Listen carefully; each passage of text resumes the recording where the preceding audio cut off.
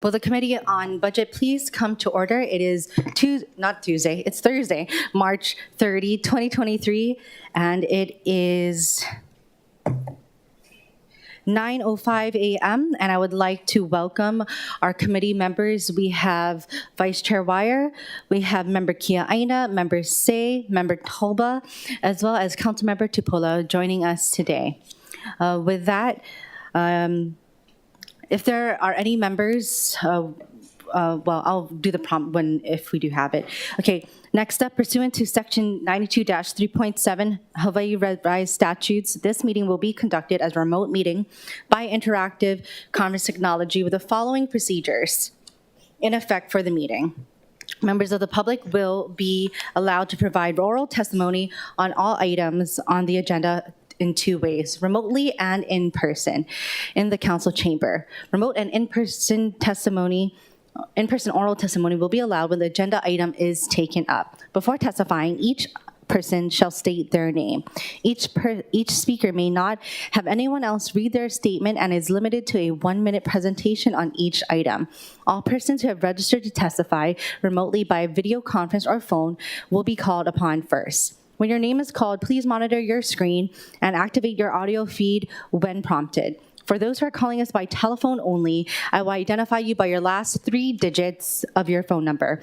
And when your number is called, please press *6. I will share the prompt when we do get to that point to unmute yourself and when prompted.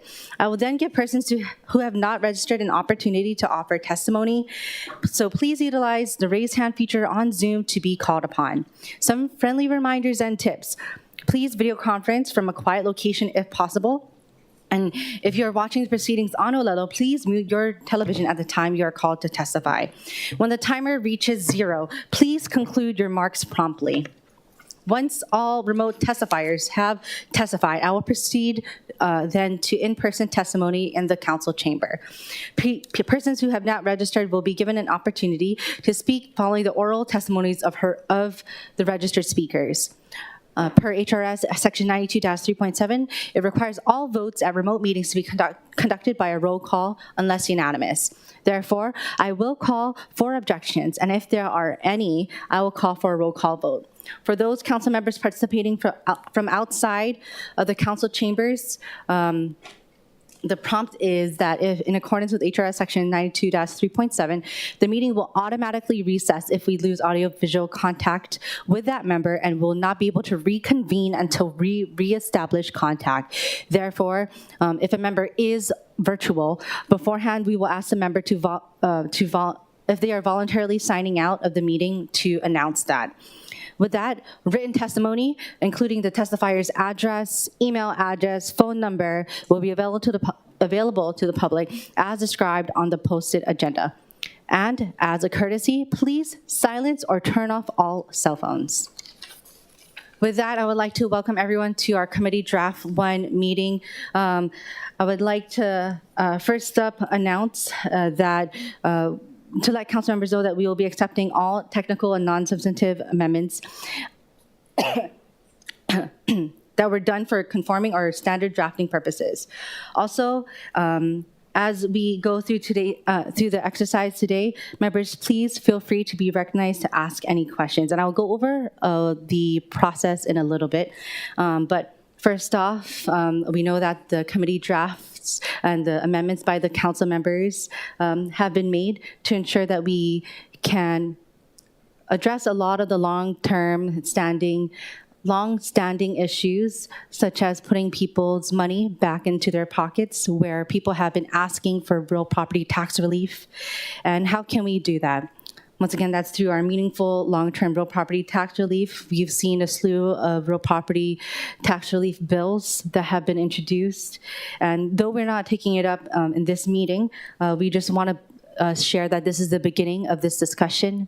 You'll see a lot of the amendments have been reductions to the last fiscal year, plus 5% in accordance and allowance for the collective bargaining discussions and approval that have occurred.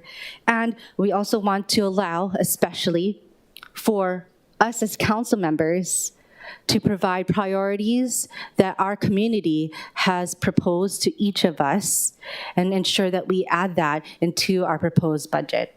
Once again, this is our first whack at it with our amendments. If there are further amendments and further additions, further reductions that you wish for the committee to consider, we do have our CD2, and I look forward to all of our members' CD2 amendments, which again is our community's ads and community amendments. With that,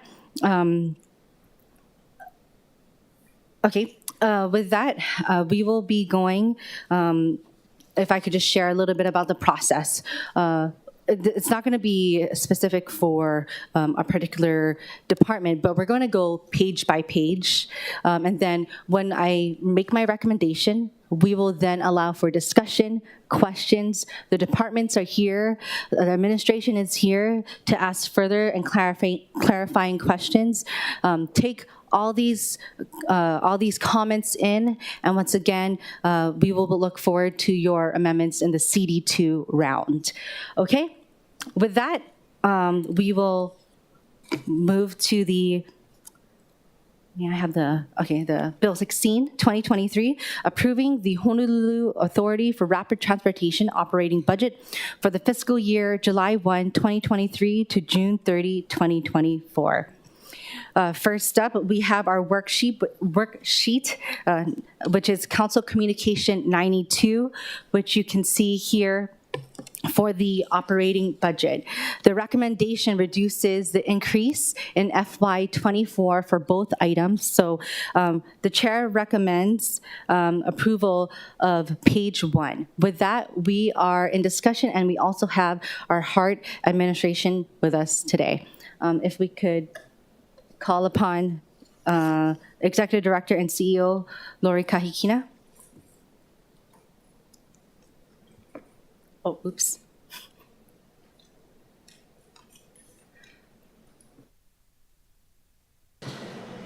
Good morning, Chair and Council members. Thank you, Chair, for the actually restoring many of the cuts that you had earlier. I do respectfully request that the salaries for administration services of $84,000 and the equipment under administrative services, $2,000 be restored. I do want to share that overall, if you look at our salaries from 23 to FY24 did decrease $28,000 when you take it as a whole, an entity. HART's salaries as a whole on the operating budget has reduced $28,000. And on the current expense side, we also decreased by $241,000. If you remove case increased because of the payments that we owed BFS. So that's what I would respectfully request, that these two items be restored. Chair. Thank you. Members, are there any questions for HART? Any questions? Okay. I have a question regarding the reduction in salary. How much does $84,000, how much does that increase? How many positions does that provide salaries for? So remember now, HART has both capital and operating, how we fund our salaries. So on the administrative services side, it depends what the position is. So if it's a lower position, it could be about $40,000. So that would be two positions just by you cutting on the operating side.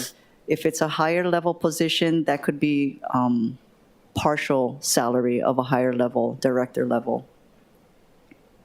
Okay, thank you. And I understand that this fund, it comes from the transit fund? Yes. Would you be able to explain that, please? Explain that the funds come from transit funds. So my understanding, and I hope I get it right, if not, I'm sorry, I have my staff here, my Deputy Director, Rick Keene, Director of Public Involvement, Joey Manahan, and our Deputy Director of Budget and Finance, Brent Lewis. So my understanding, the transit fund is an account that is held with BFS, and all of our outside funding comes there, whether it's from the state that's been certified, the GET and TAT, and now the new city TAT, even the federal funds. Once we get the federal funds, it all goes into this account. Okay, I got the heads up. Okay, thank you very much. Members, are there any other questions for HART? Okay, my next question, then Director, is we note that there is a reduction in the salary from the last fiscal year, Yes. right? And we also note that, will that be occurring for for out years? Very good what's question. the trend? Very good question. So when we first came into HART, Rick and I, back in 21, we streamlined our staff. So we have 135 authorized positions, and right now we have about 50 HART employees. What I'm requesting in this budget is to ramp up about 30 positions because we were at a lull when we came in. The only construction that was going on at the time was the airport guideway station, but now, as you can see, we have construction going in Dillingham and downtown. That's the utility relocation, but shortly after, the guideway and station for City Center is going to start, so I'm asking for 30 positions to ramp up. So it's not going to stay this low going forward. Okay, understood. Thank you. Members, are there any questions? Okay, council members say. For the director of HART, the question I pose to you, with the 50 FTEs, you folks are doing a great job already. I'm sorry, Jerry, I can't hear you. No, okay. Earlier you stated for the record, we had authorized 135 positions, and presently right now you have in the FTEs, the full-time equivalent position, warm bodies, 50. Yes, But you guys are doing a great job. thank you. So why would you need the other 30?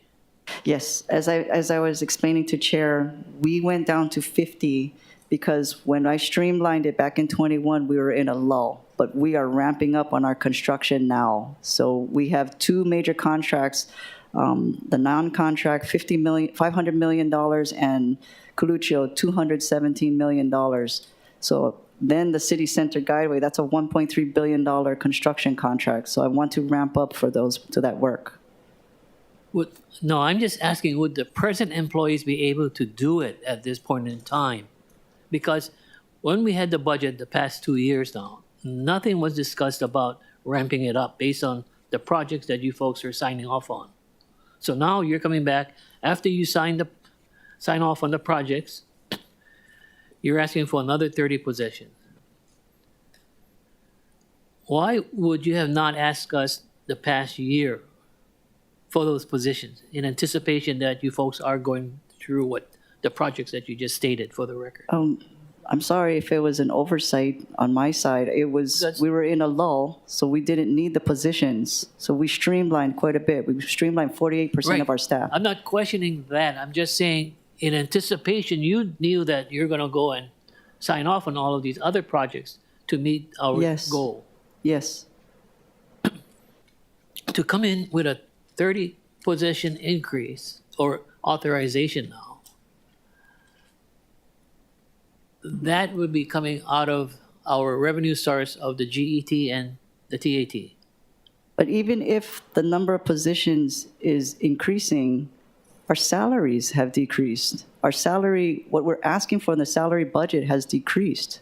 I recognize that because of the lull that we had during the post-COVID, yes. But I'm just anticipating, why would you have not shared this prior to the budget that we have today?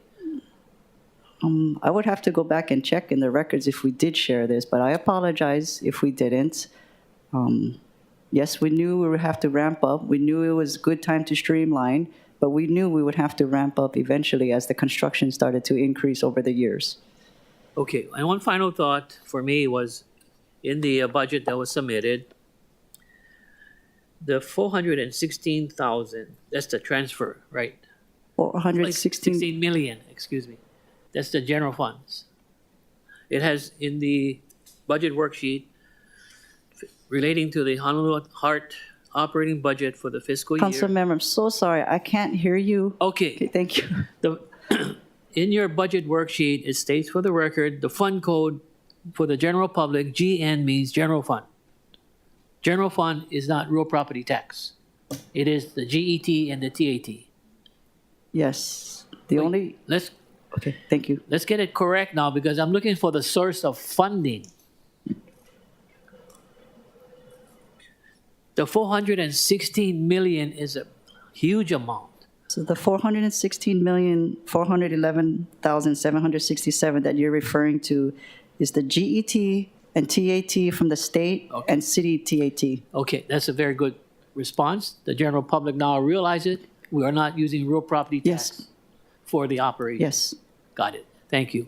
Thank you. And I also want to state that the funding that you're also referring to is coming from our transit fund, too. Thank you. Yes. Okay, members, any other questions? Okay, all right, thank you. Okay, thank you, Director. Chair. Thank you. Okay, with that, we will now proceed with remote testifiers.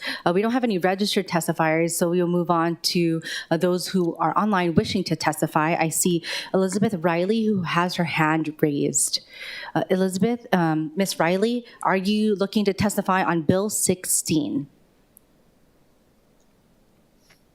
No, my apologies. I didn't mean to. It's for something further on the agenda, but thank you. Okay, may I ask which item you're looking to testify on so we can note you down for that? Oh, it's a capital improvement budget line item underneath Parks and Rec. It's referred to as Cocoa Crater Botanical Gardens / Cocoa Crater Thank Stables. you. Okay, we'll take you up $300,000. then. Thank you. Thank Okay, you very much. Okay. Okay, aloha. Really appreciate it. Okay. We do not have any further remote testifiers. We will now proceed with any in-person testimony. We don't have any registered in-person testimony. Is there anyone else in person that would wishes to testify on Bill 16, Heart's operating budget? Okay. Okay. All right. Okay, hold on one moment. Okay, with that, we will now move on back to discussion. I just want to note that the recommendation from the budget chair is to approve page 1 of the worksheet of the Heart operating budget. Okay, discussion, we have Councilmember Say. Councilmember Say. Madam Chair, would it be possible that the Heart Board disclose to this council every year the actual increase of the GET and TAT? If there is a calculation based upon this is the amount that we're going to be generating and it is above and beyond that amount, can that particular area be reduced since it's going to be going to DTS, right? Right. Thank you. That's the question I have for. Okay, would you like for Heart to come up and see how they can provide that to the Heart Board? For our public education about no matter what, the GET is going to increase unless we have the major recession. But number 2, the TAT will be increasing also based on the revenues of each of the hotel units. My thoughts is that we had a projection, let's say, of 500 million for the county, and it goes up to 700. That 200 million cushion, do we have any authorization to see how we can spend that money? Okay, and also we do have our budget director here, Andy Kawano, because not only does that GET go, just go for Heart, it goes for a lot of other things. So, Councilmember Say, may I have you repeat your question? And if I would like to invite our administration to come up as well. Okay, go ahead. Okay, let me repeat my question. In our forecast, in developing this one-year budget, you have a dollar amount for the general excise tax, you have a dollar amount for the TAT. Any increase of that ceiling that we have appropriated the funds for, can we in the council use that particular fund? Or we'll just hold back, cut the budget next year to reflect the increase? Or do you feel that you folks want the flexibility? I would prefer the flexibility, but to answer your question, I don't believe the city council can use those funds. It is earmarked coming from Act 1, GET, TAT from the state. No, I think the council can, Madam Director, because what I'm saying to you this morning is simply put, with that excess, we have already transferred from the transportation fund to DTS for the operation and maintenance. So Fair I'm enough, saying Chair. Yep. I can cut back on DTS and then take that money, the excess, to fill in the puka on that allotment that is given to Department of Transportation Services. I would have to verify. I'm not sure that's. No, okay. don't, it's no problem. I'm just trying to educate myself of how we are expeditiously spending our resources. And I can agree what you folks are doing, but whatever forecast we have, I'm just saying if it's above and beyond, you're saying we cannot touch it, okay. But we're already touching it when we signed the contract to transfer the O&M or the transportation fund from HART to Department of Transportation Services, and that increase, may I be asking you folks or Director Kawano, can I use it on behalf of the City Council?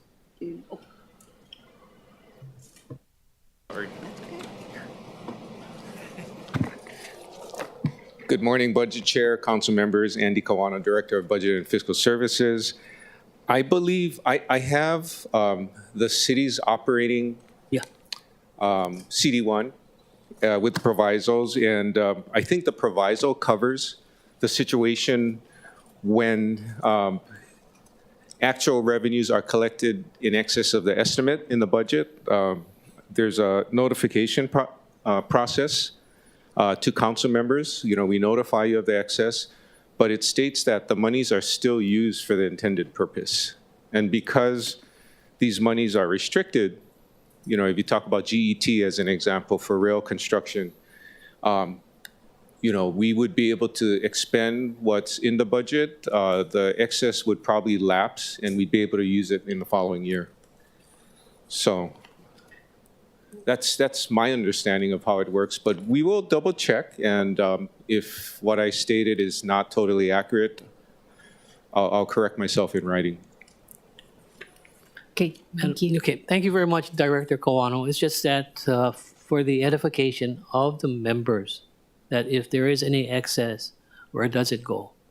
And, you know, to me, at this point in time, no matter what happens, if it's going to the Transportation Fund, and from the Transportation Fund, it is transferred to the Department of Transportation Services for the operations and maintenance, I would be very much open to it. It's just that members have to understand the source of funding.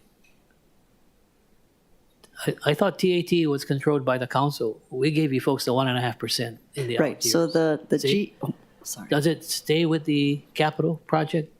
So the GET and the TAT from the state, I believe it needs to be used for construction. So if there's a surplus, we submit invoices to the state, and that's when the funds is transferred into the transit fund.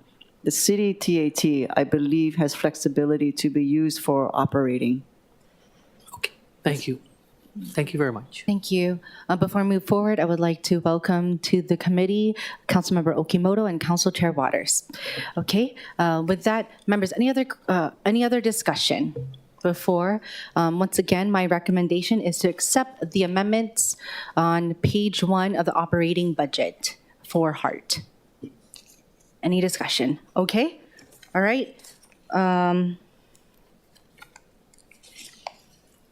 The chair recommends that Bill 16 be amended to a CD1 that incorporates the changes described during the discussion today and makes any, CD1, and makes any technical and non-substantive amendments that may be necessary. Any discussion? Any objections? Any reservations? The bill has been amended to a CD1. The chair then recommends that Bill 16, 2023 be reported out for a second reading and scheduling of a public hearing. Any discussion? Okay, any objections? Any reservations? Hearing none, so ordered. Okay, moving forward. Okay, we have Bill 17, 2023, approving the Honolulu Authority for Rapid Transportation capital budget for the fiscal year July 1, 2023 to June 30, 2024. Our worksheet is Council Communication 94 and, wrong one. Council Communication 94, and Chair will recommend approval of page 1 of the capital budget for HART. With that, we have Lori Kahikina, Executive Director. Good morning, Chair. Thank you. And I definitely appreciate you restoring the 103 million, and we are in agreement with the language that you are planning on including. Okay. The language that we are including is the improvements to the Waipahu Transit Center Station Makai entrance. Although that is not my district, I know that there are many people Yes. who are from the Agreed. area and work in the area. And would you be able to explain? Yes. Because I tried looking, I saw it in the presentation, but of course it was hard to determine where in your Right. budget HART is committed to constructing the Waipahu Transit Center Station Makai entrance. Yes, thank you, Chair. So there is 14 million in our current budget for the Waipahu entrance. We are fully committed to getting that done. We have put it in our past budgets and it has lapsed, and the main reason for that is the touchdown on the Makai side, it was in the flood area, and so if any of our station touched that, you are now offsetting that flood area, and so we would need to condemn the property on that side. The owner is not interested in selling, and I was trying to avoid that as much as possible. Fast forward, the flood maps have changed. That is no longer the case over there, so we can touch down on the Makai side without having to condemn that land. So we have already started in-house to have our staff do the designs. We want to do the construction on the Makai entrance. The one thing I believe I stated in the budget meeting was it depends on our city center guideway and station, what those bids come in at. If it's $14 million, if I need to use it to award the CCGS, I'm going to have to use that and then come back to you folks for the Waipahu entrance.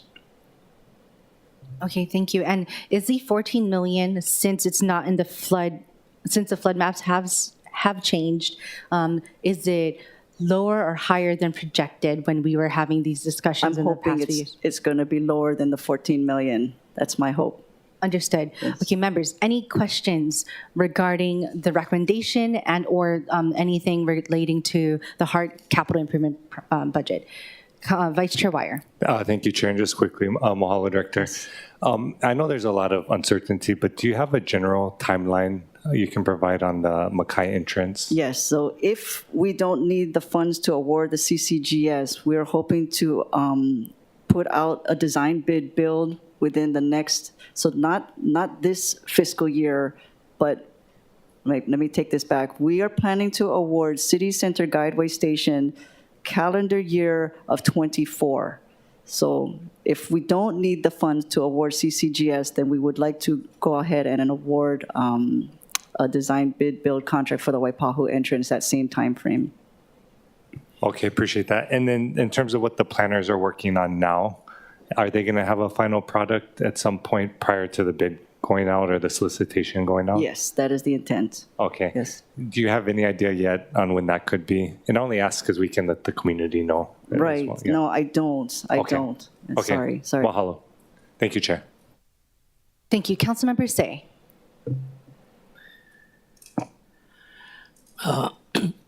Director Kaikina, I apologize because I'm trying to look at the macro of the operating budget and capital budget of HART. With the full funding federal agreement with the federal government, the 744 million that is outstanding by the federal government, has that been incorporated into the overall operating budget and capital improvement budget? Make sure I understand your question. Has the 744 million in the full funding grant agreement been incorporated into what? Oh, the overall HART budget? Yes. And those are basically for capital improvement projects. Yes, we are assuming we're going to get all that 744. Yes. Well, for me, it's just a sequence of the releasing Ah, of okay. those funds.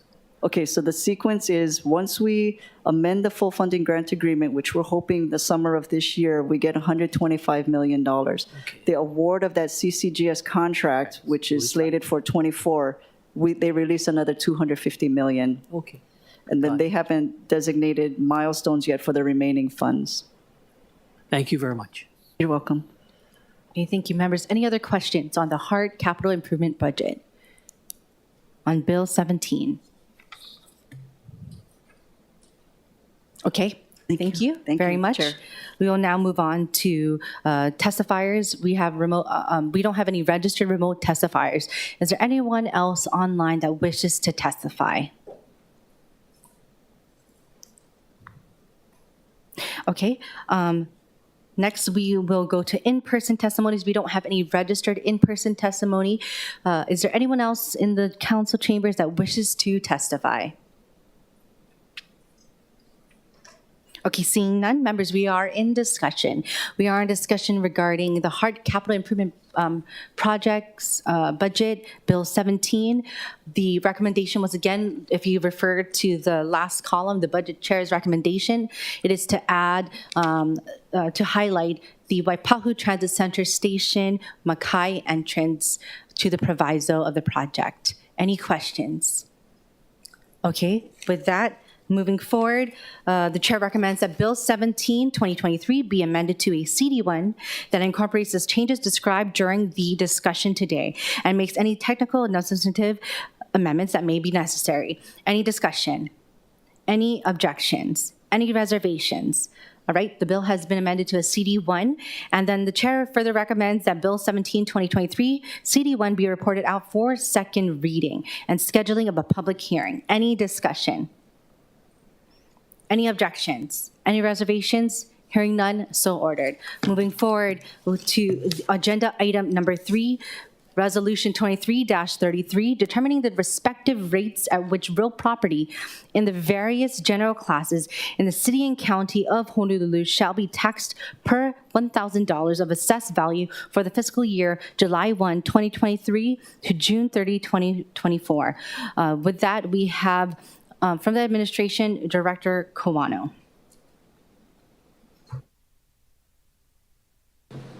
And members, of course, this doesn't increase any of the rates in the real property classes. Okay, Director Kawano. Yes, good morning, Budget Chair Cordero, Council Chair Waters, Vice Chair Kia Aina, Council Members Andy Kawano, Director of Budget and Fiscal Services. So the rates that are proposed to Council are the same as in the prior year. There are no changes.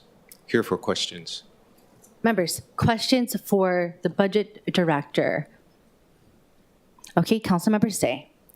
Hi, Director Kawano. As an example, I share with you this thought. If the assessments did not increase to what we have some obligations, what would the City Council have to do and the administration?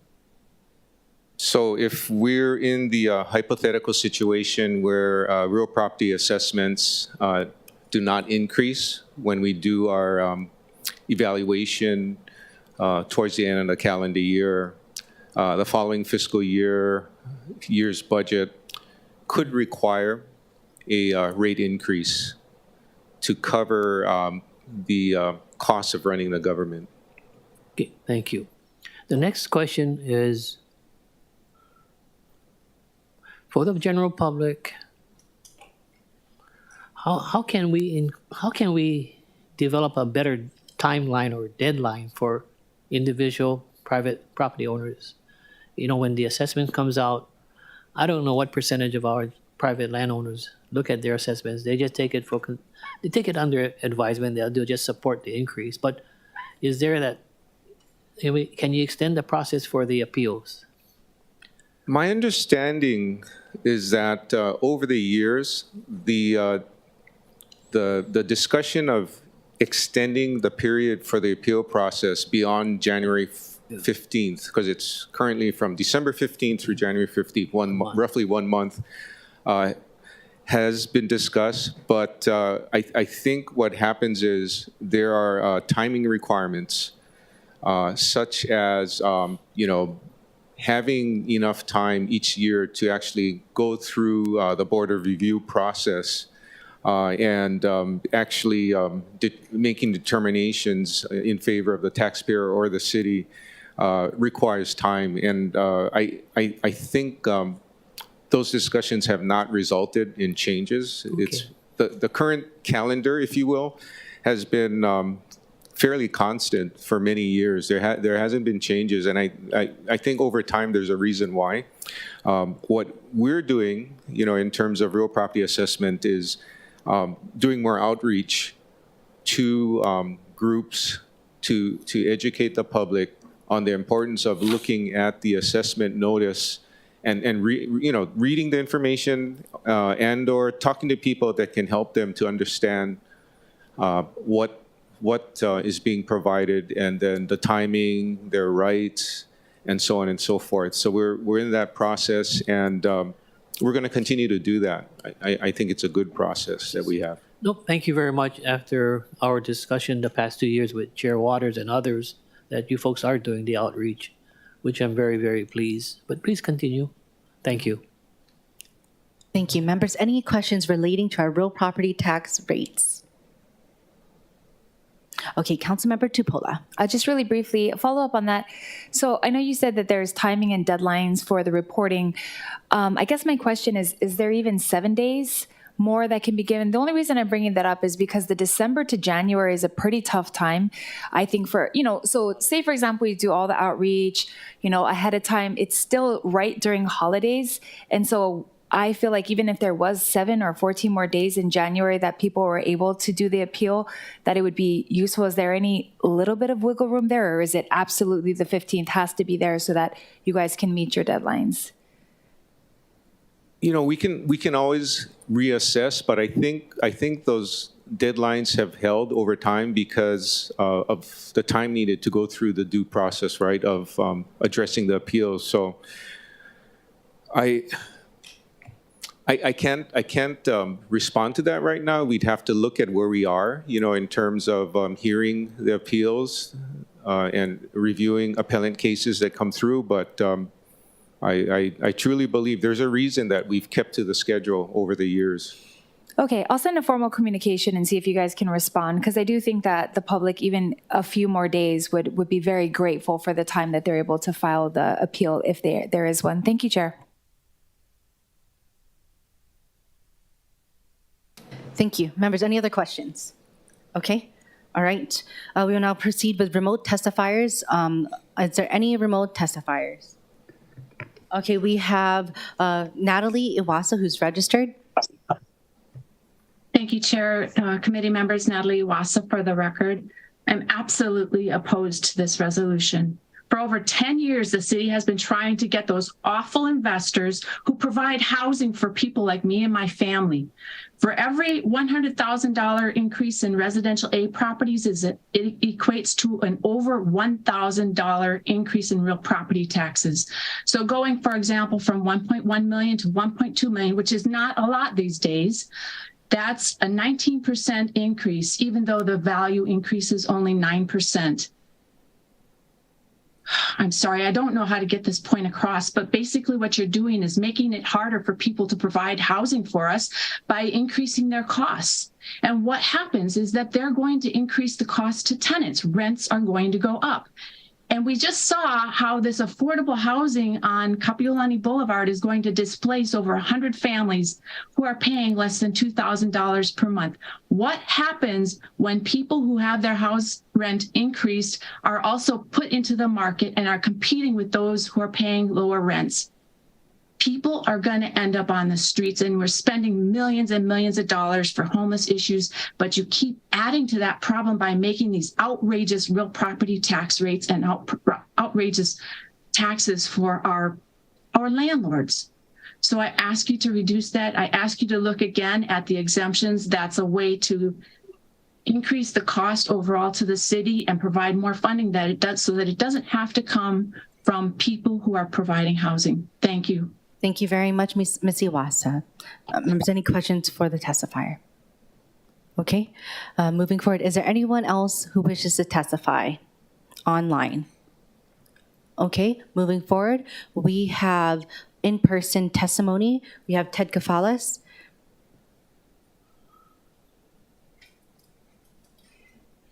Aloha, Chair, Vice Chair, Council members, Ted Kafalas with Grassroot Institute.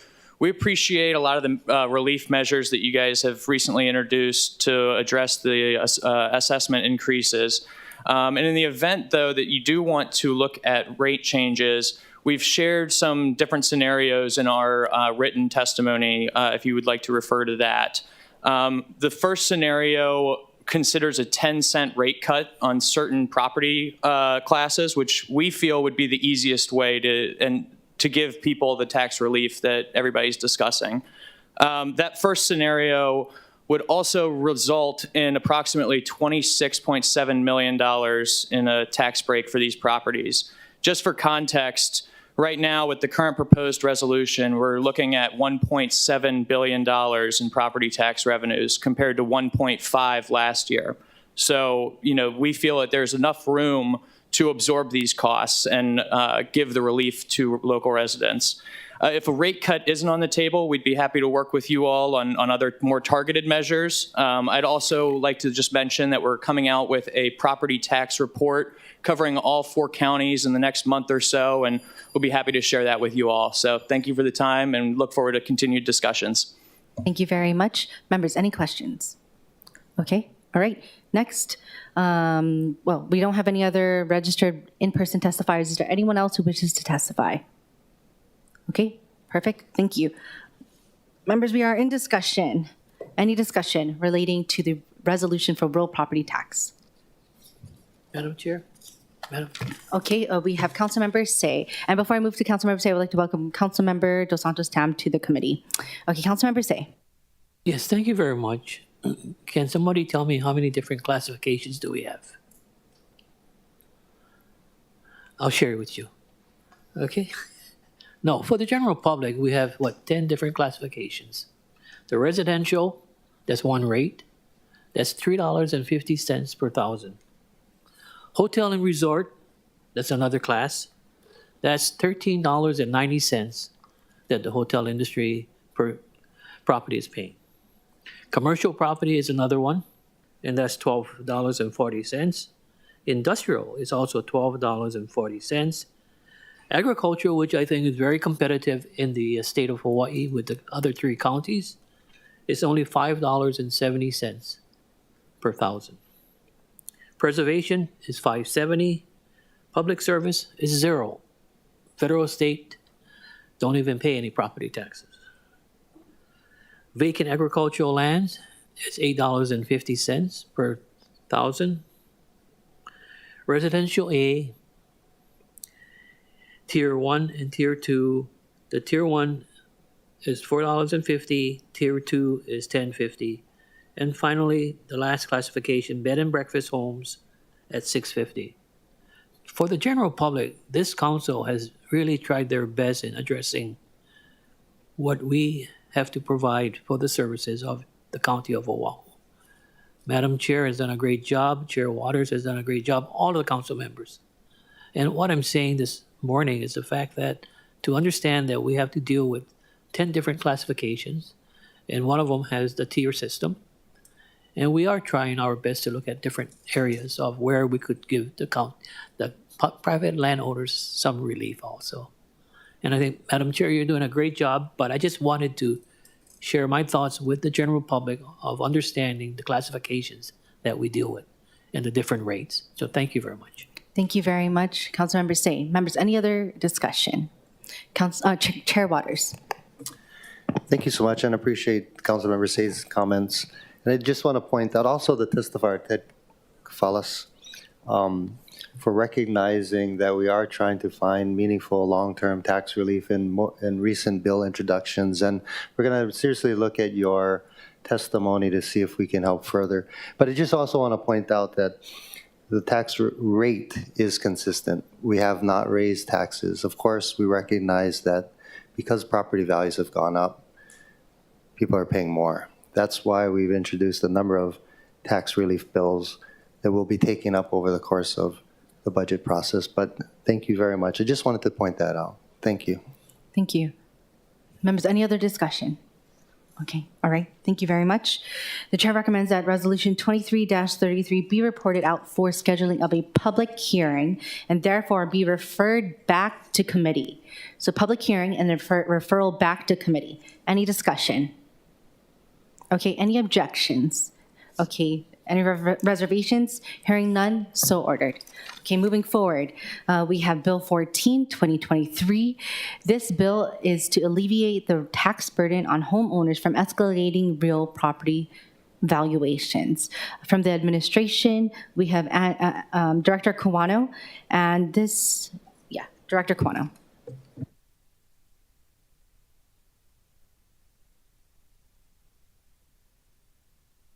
Good morning again, Budget Chair Cordero, Council Chair Waters, Vice Chair Kiaina, Council members Andy Kawano, Director of Budget and Fiscal Services. Yes, as we've been discussing over the last several weeks, we understand that the 2 years of assessment increase has been unusually high and perhaps an aberration in the second year. And as a result, the Blangiardi administration strongly feels that we needed to provide a one-time tax credit that can go into effect in next fiscal year, starting July 1st, 2023. And we've proposed to council members a $300 one-time tax credit to homeowners that have the homeowner exemption. The cost or the reduction of revenue, more accurately, is about $45.5 million. The $300 tax credit, one-time tax credit, equates to an additional one-time homeowner's exemption of about $86,000. This credit is being offered across all homeowners, and there's about 250,000 homeowners with a homeowner exemption.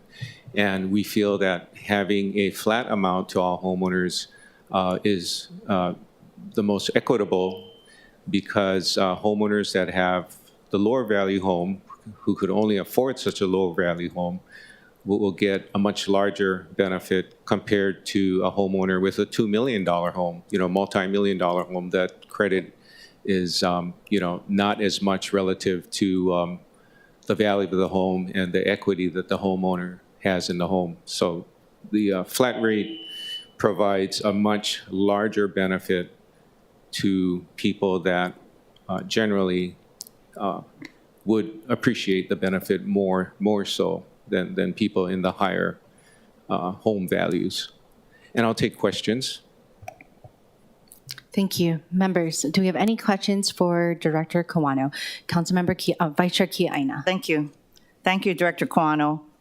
Can I ask, how many total residential real property taxpayers do we have in the city? Is that about 240,000? We about 250 to 260,000, probably closer to 260,000 homeowners. Of that number, how many receive home exemptions? And how many taxpayers have properties that are classified as residential? A rounded number with home exemptions, 152,000. And how many taxpayers have properties that are classified as residential A? About, I think we're approaching 30,000 homeowners. Yes, that's about right. Yeah. So my question is, what category does everyone else fall into? The remaining balance? Residential, because they don't have a home that's in excess of $1 million, so they fall in residential. All residential? Mm-hmm. Okay. I understand that approximately 11,000 parcels were just reclassified from residential to residential A. Is that correct? I don't know the timing, but a significant amount had been reclassified. My last question has to do with how the credits, how you decided who should get a credit and who it should go to. But before you answer that, I just wanted to make a couple of comments first. So while I can appreciate that allowing for home exemption applications after the annual deadline creates challenges during our normal annual tax assessments, however, given that this is a one-time tax credit and that approximately 11,000 parcels went from Res to Res A, does it make sense to allow people to apply for the home exemption now to still be eligible for the tax credit? So that's just the first comment, and then the second one, and you can answer it all together. Second, I am concerned about long-term renters and the landlords, that landlords would just pass along the increased property taxes to renters, many of whom may be more vulnerable than homeowners. And if this property valuation increase is just a one-year fluke, and we see property values go down next year, the property tax credit may mitigate impacts to landowners, but not renters, because it is unlikely that landlords will decrease the rent after they have already increased it. And so those are just my comments. But do you have, going back to the original question about how you decided how much the credit was and who it should go to, did you at all factor into that significant amount of homeowners that went from res to res A, and also the impact on long-term renters? For the first question, Council Member, we followed the process, and so we did not specifically factor in, the year-to-year change of homeowners that went from res to res A. We really just focused on who remained residential, because again, the objective was to provide the benefit to homeowners that own one home, live in the home, have the homeowner's exemption, and the flat credit really benefits those homeowners that have the lower value homes more so than others. Yeah, that's correct. But we all, I feel, concede that the increase in property values was out of whack. And as a result, you have all of these homeowners, 11,000 homeowners who inadvertently are now in Res A. And so I'm just bringing that to your attention because as we move forward, I think we need to contemplate whether or not those homeowners deserve this tax credit. And then second, of course, is the impact on renters for those homeowners who have long-term leases with them, and they passing on the rent increases to the renters. And so, normally when we're trying to do these type of credits, I think we look at the totality of the circumstances and try to be as equitable as possible, not just based on what we know is the traditional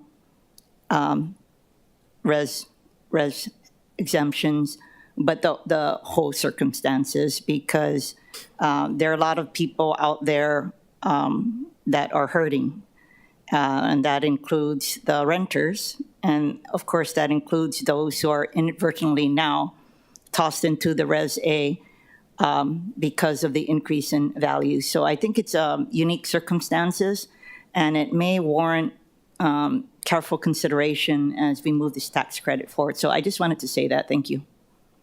Thank you, Council Member. I also, if I may, want to share that as we go through all of these different tax bills to provide relief, we all do our homework and understand that over the years, the current real property tax program has included legislation to address, renters, especially low-income renters, because there is a dedication section, in Chapter 8, whereby if a homeowner decides to rent to low-income renters, and the ones we really want to help at 80% AMI or lower, and with certain other criteria, they can file for dedication to keep residential A status.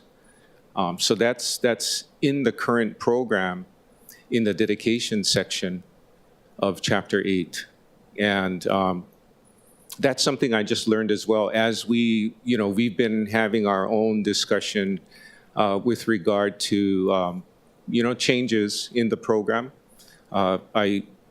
just want to share that, I've appreciated the fact that I've been able to learn more and see that there are certain things that we have to consider that are already in place. So I just want to share that with Thank you the for public as sharing well. that. At next week's budget hearing, as we consider long-term resolutions relating to the home exemptions and taking into account what the Oahu Property Tax Commission has stated and those who have testified, including today, as well as the chair's comments with regard to a comprehensive approach to providing long-term relief. I look forward to working with you and your staff and to educate ourselves as to all that is available now and how we can make the system better. Thank you, Councilmember. Appreciate the opportunity to work with you as well. Thank you. Members, any other questions? Okay, so, Councilmember Tupola, Council Chair Waters. Thank you, Director. Just to lean on a couple of those points. So I think my question previously about the deadline. So is the current January 15th deadline also the deadline to file for a home exemption It's September 15th of the previous year for the following year? of the previous year. Okay. Yeah. So in regards to the question there, so the September 15th is just so that that can be calculated on for the property exemption for the following year, right?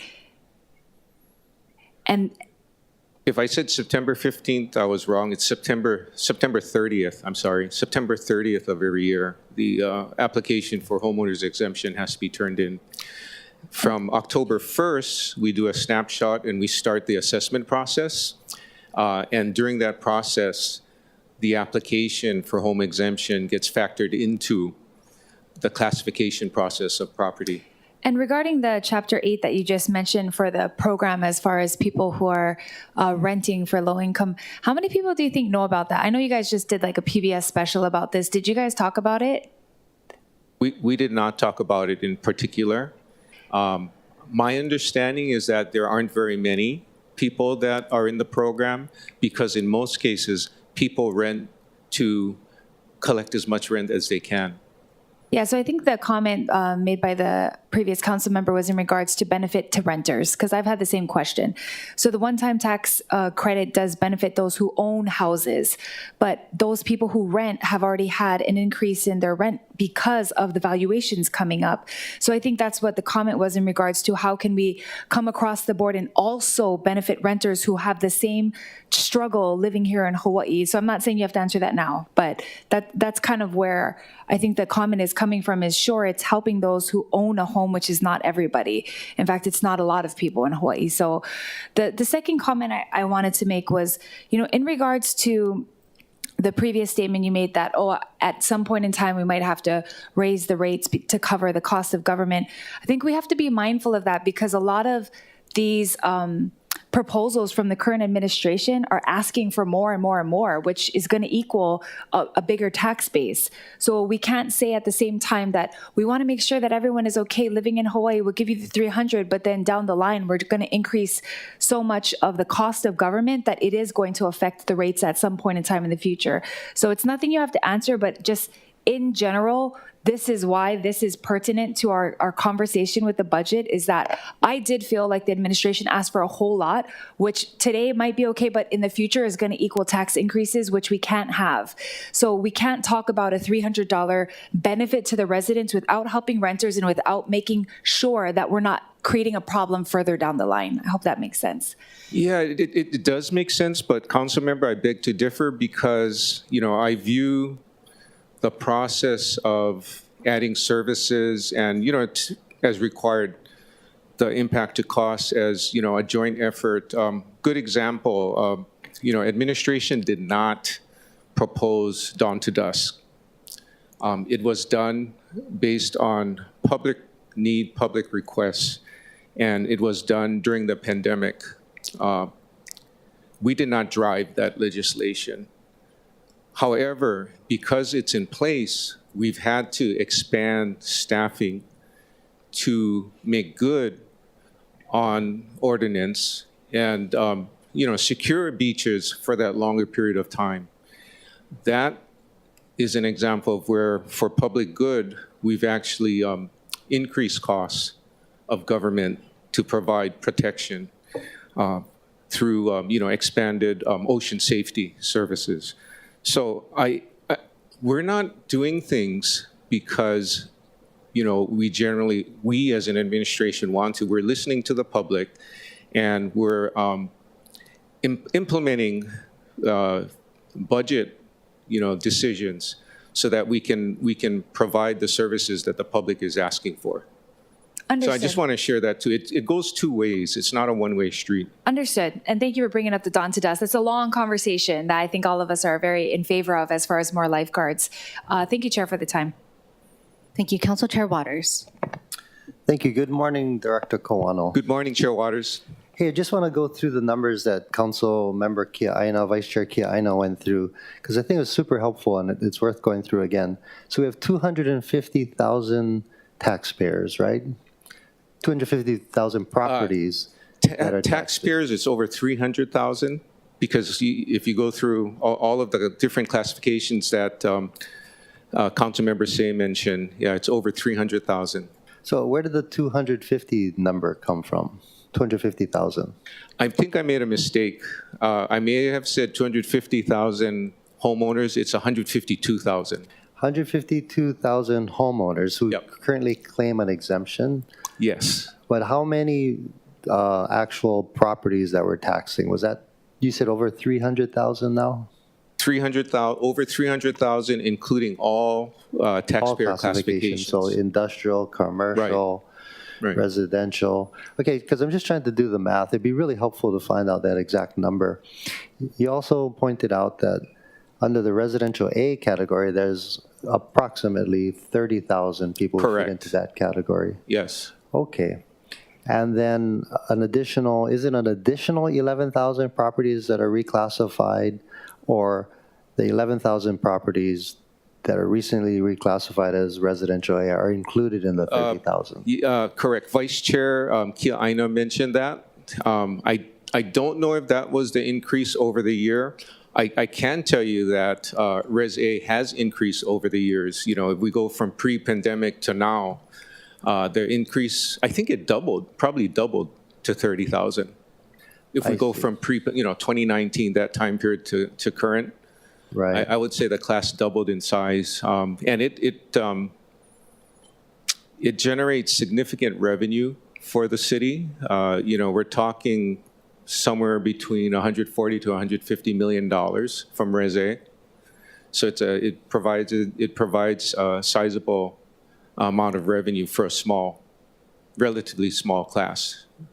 Right. Yeah. I'm just taking into what Natalie Owasso was talking about and trying to figure out how we can provide some relief to those homeowners who are providing rental properties. And I really appreciate you pointing out the Chapter 8 section that would account for those property owners who are renting to people. Is it 80% AMI and below? It currently, as written, yes. And it uses the AMI designation, area median income, rather than a dollar amount of income. Correct, it does. Okay. I know we had that discussion previously, whether or not it's easier to just do a dollar amount versus The dollar an amount would be AMI. much easier, and we'd be much more accurate, I can tell you that, yes. Okay. But currently the law is if you have 80%, if you rent to someone making 80% of the area median income or below, you get to keep your residential status. You did say residential A status, and I'm not really sure if that helps. You can file for dedication to be put in the residential class, yes. Okay, so it'll take you from residential A down to residential, yeah? Yes, You don't get the homeowner's exemption, but at least it's less than the residential A. correct. Okay. Do you know how many people currently benefit from this law? As I mentioned earlier, my understanding is that there aren't very many people that are in the program. I see. And And to the extent, you can, no, go ahead. yeah, and the reason why is, my conclusion is that people rent and collect as much as they can. And there's not necessarily a big drive to use this dedication for, lower income rental housing. So I think perhaps if this is, a mechanism that we want to look at, because it's already a part of the program, we should probably evaluate, how to make it more effective.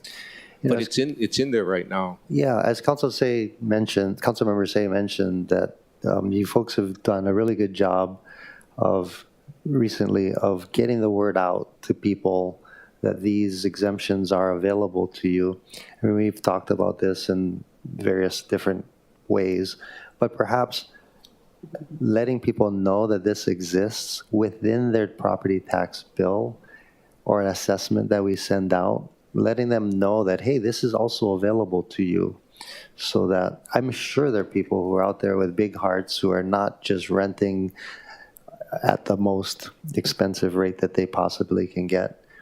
There's probably people out there who really do take this seriously and want to help other people. So to the extent that we can let those people know that this is available. Because the other idea I'm thinking about, if we just do the math, right?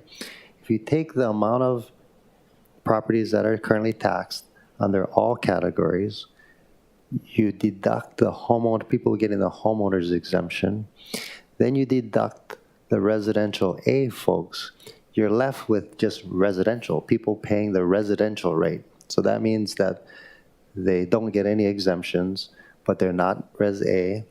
So if my thought process is correct, those people, and if we can identify how many in that group, those people typically would own a second home that's under $1 million. Would that be accurate? Perhaps, yeah. There'll be a group of people in that group, yeah. Okay. Yeah. Some may be renting it out, some may not. But if we're trying to target those folks, because I'm assuming that a lot of these are rental properties and not just vacant. But could be vacant as well. Could be vacant as well.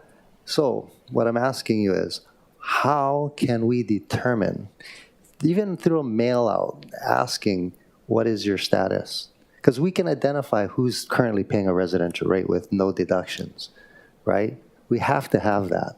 Simply mail them out a questionnaire, and then it will help us determine how to provide relief to those folks, right?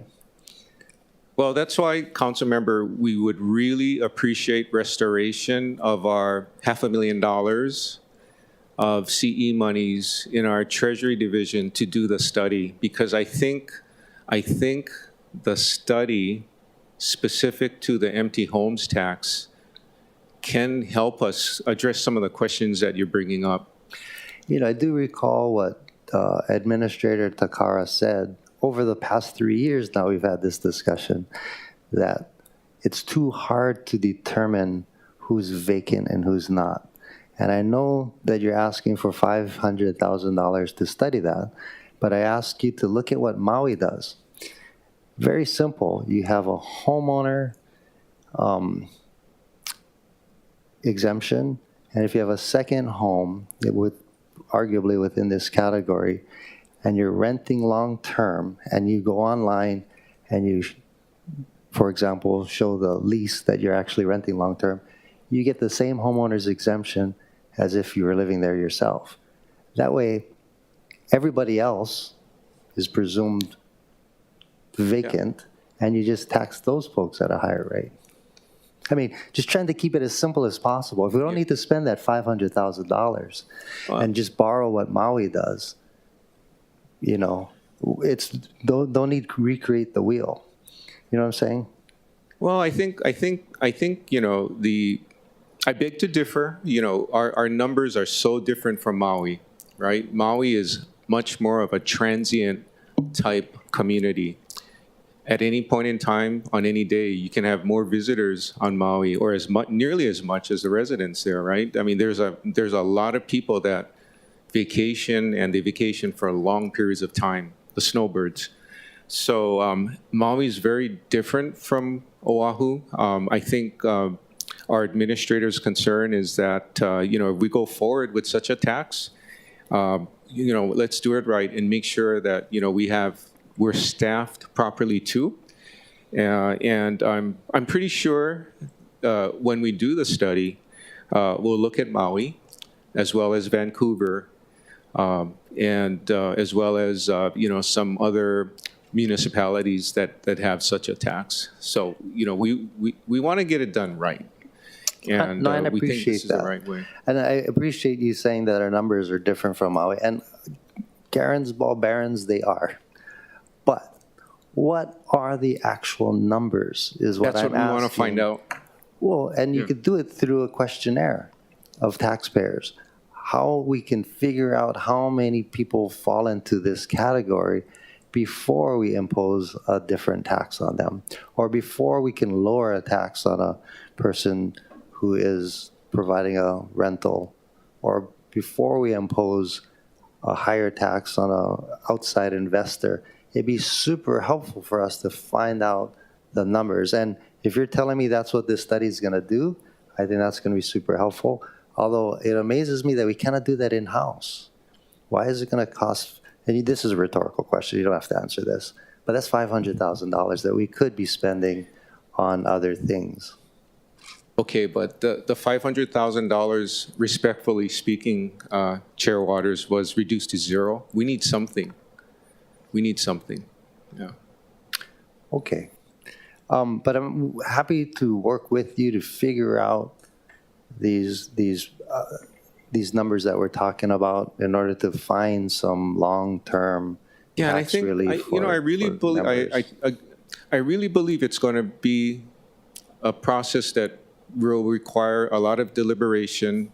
We're gonna have growing pains because we just talked about taxpayers not reading their tax notice and knowing that they're eligible for exemption. So by the same token, sending out a survey or questionnaire, I don't know how many people are going to respond accurately. I mean, there's going to be growing pains. So we just want to make sure that whatever, process, whatever set of rules, procedures that we use, we have the best, it's the best educated decision that we can make such that when we move forward, Sure. we have it the best we can the first time. No, I agree, totally agree. And that's why it's helpful for us to actually get the numbers straight before we make these big decisions. But, I do recall getting a letter from the administration informing all of us that the $500,000 for the vacancy tax study was being paid for through the SLRF fund. That was only because of timing, Council Member. We did that because we have rules we follow. Our procurement team would not be able to accept a request for procurement services without funding. And we decided that it would not be prudent to wait until FY24 to start the procurement process. By doing that, we're able to start the procurement process. If we can get our funding approved, we will return the FRF funding to the pool, and so to speak, and use it for other services and other needs of the community. I see. And I don't want to go down this rabbit hole, but I do want to point out that my understanding was that the SLRF funds, at least for the first tranche, had already been accounted for, had already been either expended and encumbered. And so we're able to still find another $500,000, or you took away from something to pay for this study? It was a reallocation. I see. Okay.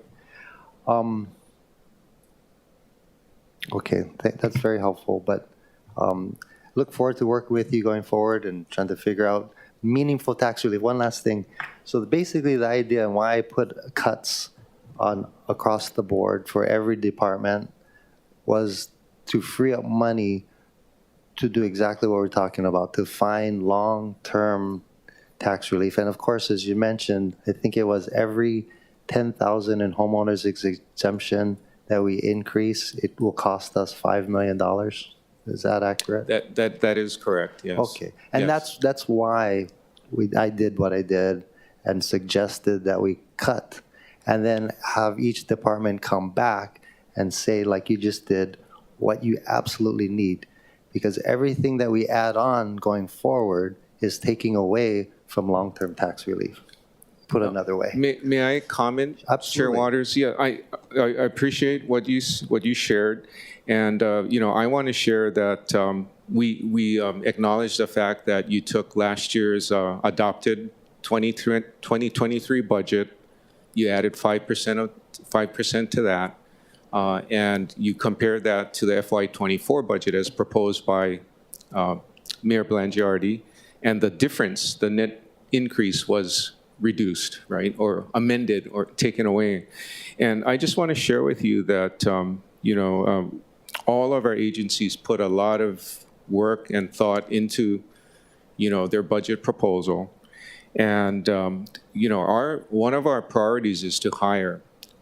And when we don't have the funding, we don't have the ability to feel that we have the flexibility and support to hire. It's very difficult.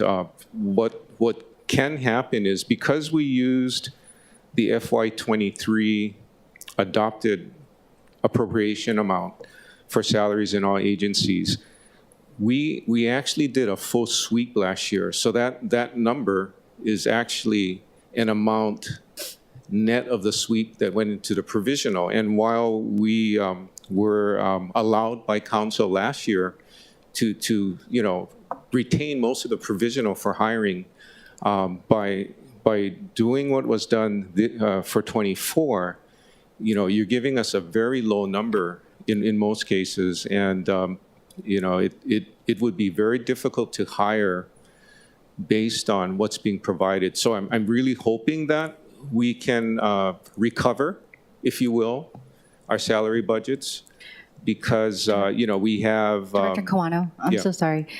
I know that we're talking about Bill 14 relating to the one-time tax credit.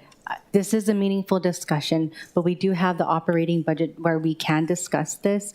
I know I allowed for time to discuss things not related to this bill, but if we can focus and then I'll get include that. restarted. Okay. On Bill 11. Thank you. Okay, thank you very much. Members, any questions relating to Bill 14? Council members say. Excuse me, just one train of thought. I'm happy we're having this discussion in regards to homeowners relief, but we had extended ourselves out now into renters relief. There is no system in place for the 4 counties to give renters relief, because any relief is tied to the homeowner who owns the property. I think what Mr. Kawano should be doing, along with the administration, is communicate with the state administration. And where you could focus your attention in relief for renters is the income tax, personal income tax. That's where you're going to find where you can have some savings on behalf of the renters. For us here, I don't think we could do it if we were just dealing with homeowners. How do you extend it to the renters? We did that with the federal funds, rental utility relief fund, but that went direct to where? Homeowner. So, let's continue on the discussion, but I think, Madam Chair, you're correct. Let's go and work on the operating budget. Thank you. Thank you. Councilmember Tupola. A quick question. For the homeowners exemption, I know the quote that's been given to us is every 10,000 we add equals how much? Every 10 million is 5 million. Every 10. Every $10,000 increase to the homeowners, equates to about $5.2 million. So my question is if that's parsed out by the age groups, because correct me if I'm wrong, but 65 and older has 140,000 exemption, correct? And then 75 and older has 150,000. I think 85 and older has 160,000. Am I right when I read the? Yeah. So when it's kind of tricky. 65 and over, you get 140. those higher age groups were put in place. There was an in lieu of program put into the ordinance. It took me a while to understand that too. That program got put into place, about 10, 12 years ago, and it's sunset. So you have a group of taxpayers that are dwindling down. There's about 70,000 of them now that are elderly, age 70 and older. They have those higher. Wait, so They have those higher. It's not a part of the standard homeowners exemption. It's a group of in lieu of homeowners that have the exemptions that actually was a part of a ordinance change that sunset. So do those guys still have that higher exemption, yes or no? They will, yes. So they stayed even though it's sunsetted? And as they pass away, the group keeps diminishing. At one time there were thousands in that group 10 years ago. Okay. Now there's about 70. Thank you, Chair. Thank you very much. Members, any other questions? Okay, thank you very much, Director Kawano. Next, we'll move on to registered remote testifiers. We have Ms. Iwasa.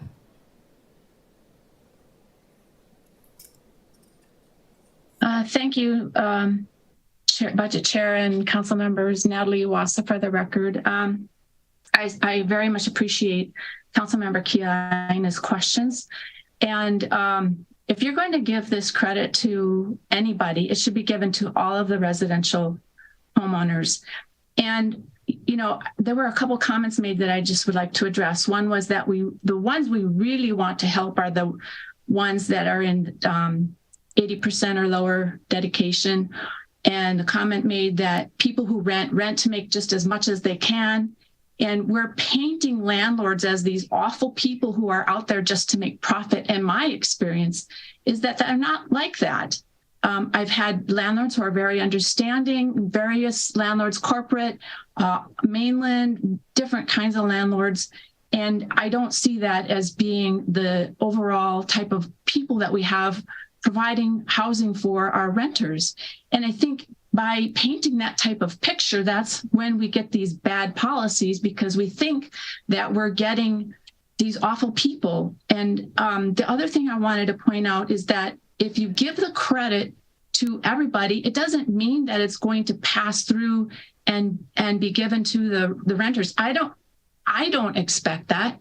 What I would expect is that would mitigate the increase that these landlords are going to be facing. And that would mitigate the risk that the rent will increase.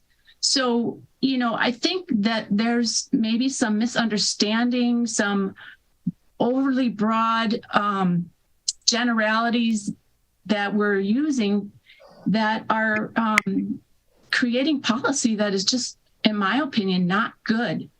So I ask you to amend this and just apply it to all of the residential properties. And I realize that there are some that are TVUs, there are some that are B&Bs, there are some that are, $20 million homes. Those are not the bulk of them, however. So please amend this bill to apply to all residential properties. Thank you very much for allowing me to go a little bit over the time. Thank you, Ms. Iwasa. Any questions for Ms. Iwasa? All right. Thank you very much. There are no further registered testifiers, but we do have a phone number that I wish to ask which item they wish to testify on. Area code 808, last three digits 218. To speak, it is *6. And if you could please provide the agenda item that you wish to testify on. Once again, this is area code 808, last three digits is 218. Please provide the agenda item you wish to testify on. Hello, yes. Sorry, I'm waiting for Bill 11. Bill 11. Okay, thank you very much. And may I have your name, please? This is Joey Cadiz. I'm so sorry? Joey Cadiz. Okay, thank you very much. Okay. Thank you. Next, we will have in-person testifiers here, Ted Kafalis. Aloha, Chair, Vice Chair, members of the council, Ted Kafalis with Grassroots Institute. Council Chair Waters, just wanted to mention we're actually working on a vacant homes report, and we can get that to you for free. So we'll be in touch on that. We do believe that this measure would be useful in offsetting the county's higher property taxes, but we do hope that the council will at least bump the number up to at least $380 so that it offsets some of the higher assessments that we've recently seen. The current proposal, as Director Kawano noted, would save taxpayers about $45.5 million, which is less than the estimated $58 million that we stand to gain from property tax increases recently. We also just wanted to point out, by applying that one-time tax credit first, as Bill 14 does, it kind of renders that exemption useless for the low-income homeowners. So we go through that scenario in our written testimony a little bit more in detail. We do suggest to fix this that we place the one-time tax credit below the low-income tax credit in the order of priority in order to fix this and more effectively help these people. So mahalo for your time and consideration today. Thank you, members. Any questions for Mr. Kafalis? Okay, thank you very much. Is there anyone else in person who wishes to testify on Bill 14? Okay, members, we are in discussion. Discussion on this item. Council Chair Waters. Thank you, Chair Cordero. I suggest we move this forward as we proceed through the budget. And as I mentioned earlier, we are looking at other methods of tax relief, but I think it's important to keep this alive. I know some members would probably want to reduce that amount, and some members would probably want to increase that amount. So I think going forward, it's worth talking about. And I'd like to also explore what Mr. Kafalis is talking about, how we can actually target folks who actually need the help the most. So thank you. Thank you. Okay, members. Any other discussion? Okay. This is difficult. I do understand we do need to move this forward to continue the discussion. Of course, there are, as mentioned by both the testifier, by Council Chair Waters, that there are a number of bills over the last 2 years, and especially this year, that have been introduced relating to real property tax relief and changes for real property assessments, and even for residential A and whatever else. At first, I was going to vote no in this first reading, but if we do move this forward, I do want us to also prioritize a lot of the bills that we will be hopefully taking up in the Budget Committee relating to real property. With that, the Chair recommends that Bill 14, 2023 be reported out for second reading and scheduling of a public hearing. Any objections? Any reservations? Chair notes her reservations. Okay, and hearing no other reservations or objections, so ordered.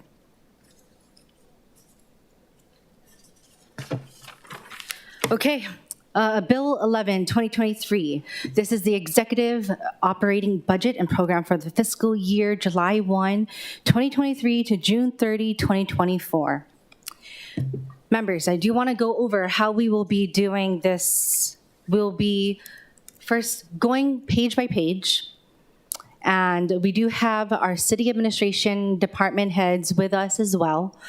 So when I make the chair's recommendation, once again, the recommendation is on the last column, the most right column on the worksheet. I will make my recommendation for that particular page and then go back and allow for discussion and questions to the department. Does anyone have any questions regarding that process? And then once again, if there are any amendments that you wish to make further after the discussion, after the line of questioning, we do have our council draft 2 amendments that we will be making for our next round of amendments. Once again, okay? All right. With that, Oh, and also, our worksheet is Council Communication 90 for those who wish to access it online or putting it up online as well. Okay, with that, so we're going to go for a first run through for the first page, so just so we know, okay? So I'll say that Chair recommends the acceptance of the Chair's recommendation on page 1.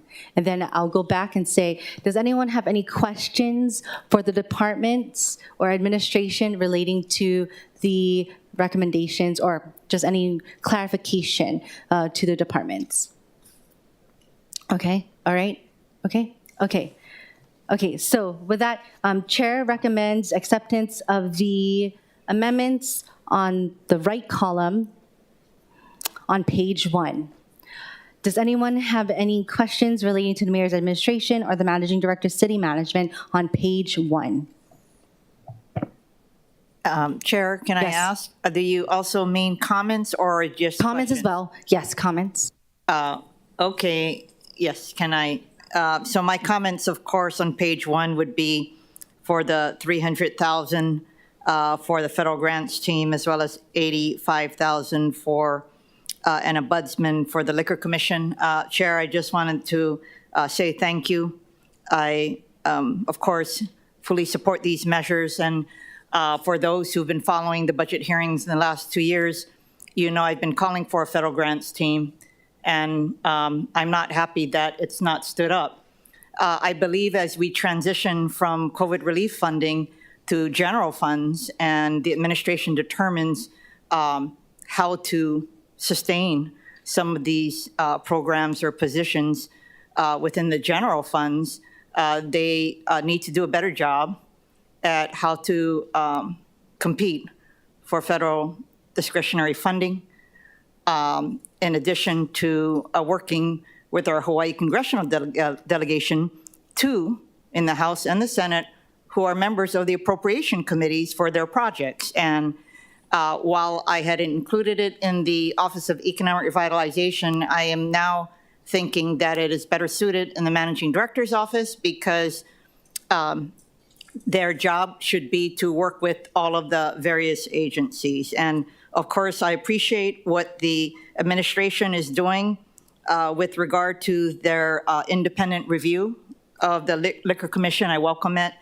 And I'm just trying to put a mechanism in place so that once your report is done, you have a new executive director that you have all the tools available for yourself to move forward. So thank you again, Chair, for including these 2 provisions in the budget.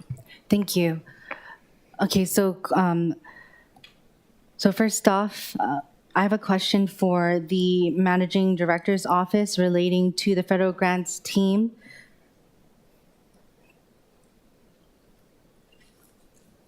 Hi, Deputy Managing Director Jayaram. I was wondering how much has been dedicated through, from 2021 till now, whether it be SLFRF funds or general funds relating to a federal grants team? Good morning, Chair Cordero, Vice Chair Kiana, and council members. Thank you for the opportunity to be here to discuss these changes. Your question is how much from the FRF has been allocated towards a federal grants team. So thank you for that question. So we do have amounts dedicated towards a team that's helping us make sure that we're in compliance with how we process and use federal grants. But that team, which consists of 3 people right now, is currently not scoped with seeking out federal grants. So to Vice Chair's point, we fully acknowledge that we need to do better in terms of being out there and competing. There are many departments that are very good at it already, like DTS, HPD, and more departments need to get better at this. We've been having discussions with BFS about transitioning some of the folks who are currently handling the FRF into becoming the team that would look and seek out federal grants. So that's the internal plan we have at this point, Vice Chair. Thank you very much. Okay, members, any questions relating to page 1? And note that the reduction in position and funding was through Councilmember Talbot. Would you like to elaborate further or no? Okay, all right. Okay, Councilmember Say. Just a question, Deputy Managing Director. Do we need the positions, these 2 additional positions? You already have positions in place. Thank you, Councilmember Say. If you're referring to the 2 positions on page... Page 1, the chair wants me to accept the 2 positions at 300,000. General fund. I apologize, I couldn't quite hear what you said. I said on page 1, recommendation is to accept the 2 positions of 300,000.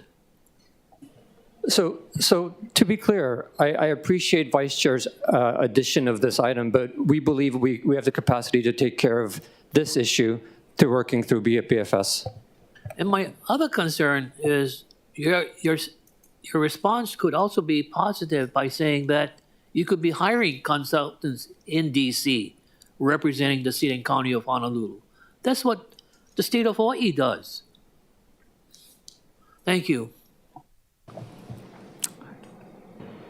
Thank you, Vice Chair Kiaina. Thank you, Councilmember Say. A couple of things. First of all, 2 positions out of 300,000. So depending on the salary, I built in flexibility for you to use some of those funds for contracting. I do not believe that you have any individual or position currently that has the capacity to effectively seek out and write strong grant applications. And if I'm wrong, I welcome you proving me wrong. So I still would like this to move forward because I want you guys to get the best talent. And that's the only way we're going to move forward. And I think too much attention has been given to all of the data aspects of it, when in fact you just need someone who is competent and qualified and start writing grants, right? And the narratives will be secured by working with your whole team on building the narrative necessary to be successful. So while I appreciate the comment, but my colleague, no, I've been asking for this for 2 years, and I don't see any forward-moving progress. With regard to the administration of the ARPA funds, that's a completely different issue.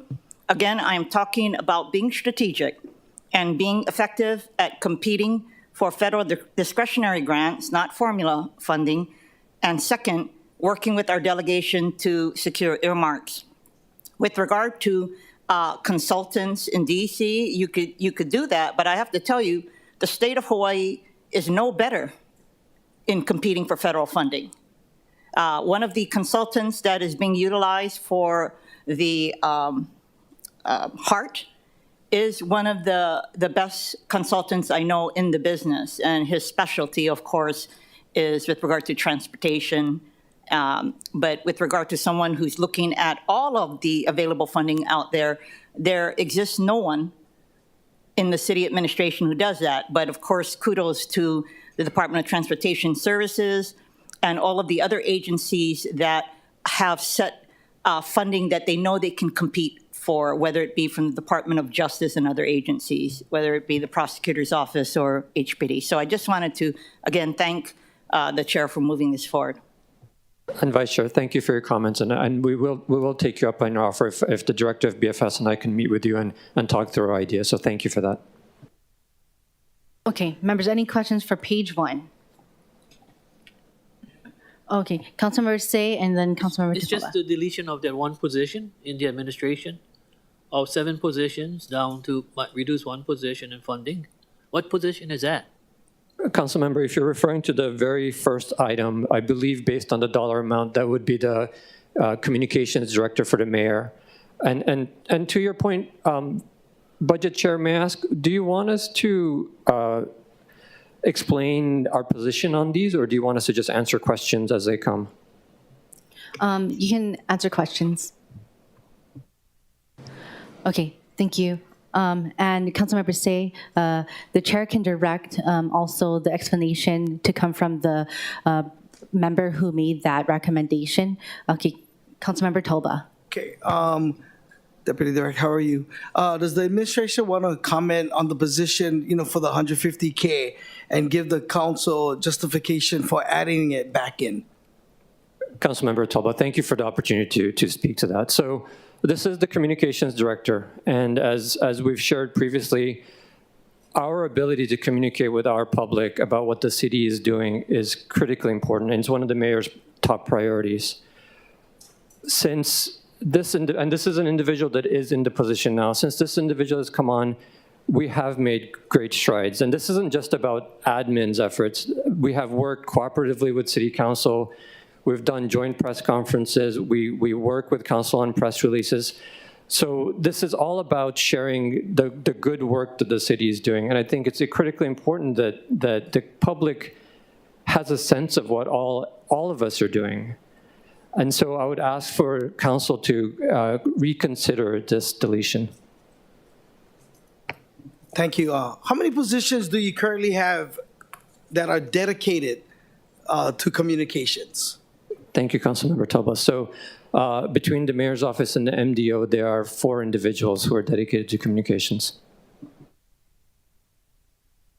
Okay, thank you very much. Councilmember Tupola. Thank you. Follow up with that question. I guess when we went through all the departments, and especially with CSD, which I didn't know customer service divisions did a lot of the communication. I mean, they do printing, they do other things. So they were telling us that they do a lot of the outreach. And I think, even within our council, we have a comms person. So I guess my question is, and I get it that they're helping with press conferences, and I think you guys wanted to start a podcast, of which typically when you have a podcast, you have to have like a huge, a good audience already following it in order for it to be very effective. So it's really hard to kind of start it up from ground up. It'd be very effective to be on other people's podcasts that have followings so that there could be a very broad audience listening to the discussions. But I guess the question is, what and how has the administration worked with CSD to kind of utilize what they do for communications for the city? Thank you for that. Thank you for that question, Councilmember. So I would like to add on a little bit, if I may, because I don't want to make it seem like the 4 individuals we have just do press conferences and press releases, and that's all they do. They do much more than that. Particularly the individual that we have in this position comes with decades of experience in the newsroom. So he and his team have the ability to talk to the newspapers, to talk to the newspaper, and talk to the news stations in a way that they can understand. And so he is able to make us think and position ourselves strategically so that we can communicate more effectively. So I do want to make that point. With respect to CSD does a wonderful job in terms of the communications, but the way I would frame it is that the mayor's team, the MDO team in terms of communications, is the big picture strategy, thinking long-term, thinking ahead, thinking about how we engage with media going forward. The CSD team is wonderful. They execute on that. Heard. I do also want to just give a humble suggestion, since I've been at 2 of the town halls so far with the admin team, is that there were cameras there that, you guys had your comms team. You usually have cameras and different angles and getting it. But the thing that we didn't do at the town hall is we didn't stream it live.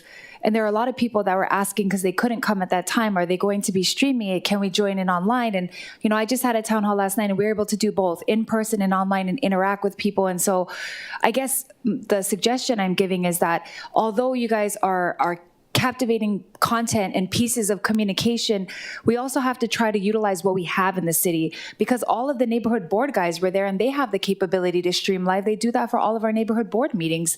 So I thought that it would have been great for them to not just sit and do the attendance when people come to the town halls. They should have been streaming it just like we do for all of our other meetings. All I'm trying to say is that I do believe we have a lot of comms things built into our city. I think leveraging all the pieces and bearing down on it. Say, for example, instead of creating something from scratch, seeing what other podcasts are out there in that community so that you can be on those and share what we're saying to broad areas of the audience that don't necessarily interact with us. Just some suggestions. I know. Councilmember Tipola, thank you, and Councilmember Talba for joining our town halls, and I will take that suggestion back. Thank you.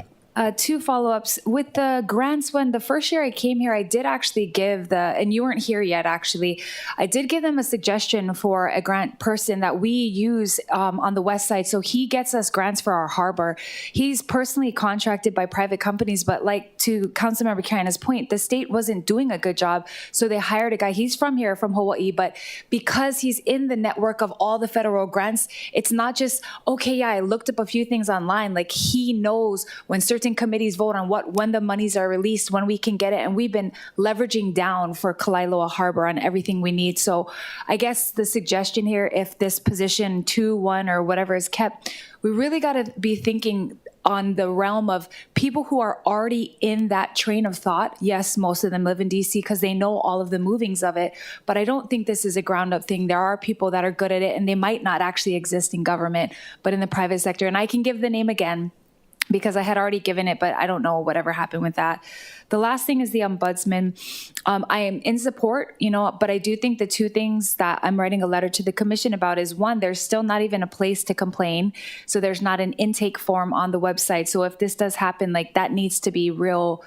And if it's in the managing director's office, I wonder if the ombudsman is actually going to have to take complaints from everywhere and not just the liquor commission, just thinking out loud. The second thing is that there is no standard of conduct. So I'm going to be sending that over to the liquor commission because you can't take a complaint if you don't have a standard of conduct. HPD has one. You can't this, you can't that. When you receive a call, you have to this. So in order for this to work well, I think those other pieces would have to be built in so that when people do have a complaint, 1, they know where to go, and 2, there's a standard whereby you can compare it. This person did X, and in the standard of conduct, it says Y, and therefore they're not doing what they're supposed to. I'm just saying it'll be a lot easier to take complaints if there was a measurement tool.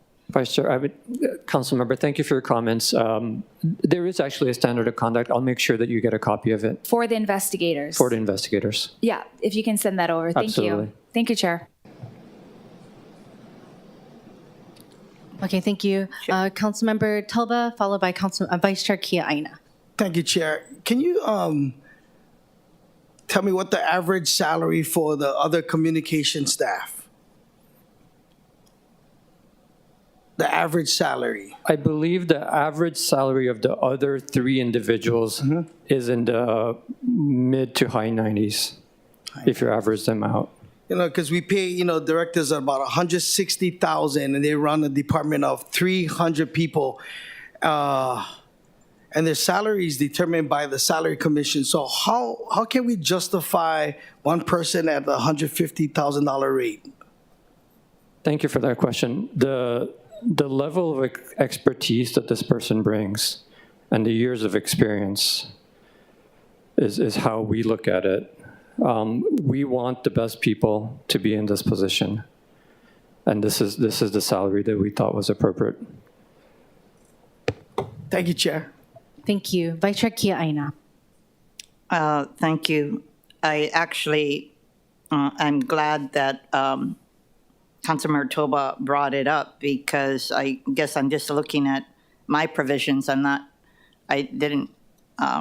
wasn't looking closely to all of the other proposals here. I would be interested in reconsidering the decrease for this position because I work closely with the office. So the office, which of course needs a overall head, is not only charged with helping the mayor's office, but all of the other departments. In particular, when I had challenges with the Department of Design and Construction in a major project, drainage project in Kailua, we were all ill-equipped to be able to mitigate the concerns of the community. And so if it wasn't for the mayor's comms team, we would not have succeeded. We were able to pull it off.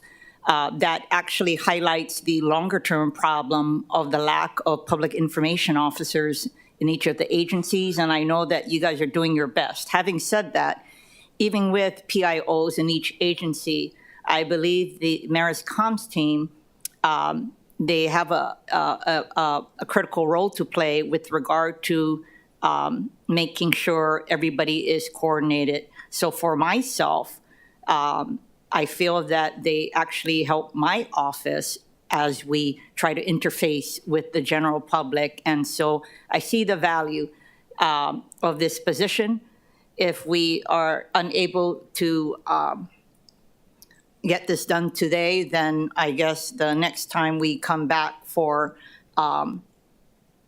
another hearing, and then I guess I would recommend reconsideration of this deletion. Thank you. Okay. Any other questions for page 1? Okay, Councilmember Toba. Thank you. You know, I'm listening. Why wasn't the position funded by the general funds previously, and how are we currently paying for this position right now? Thank you, sir. It's currently funded with FRF. Okay. And now this is part of our transition as we operationalize individuals who are funded with FRF. Okay. Thank you, sir. Thank you. Okay. Next, moving on to page 2. Once again, the recommendation is on the right side column. The chair recommends acceptance of page 2, and we will move into discussion and questions of these recommended acceptance. Members, any questions?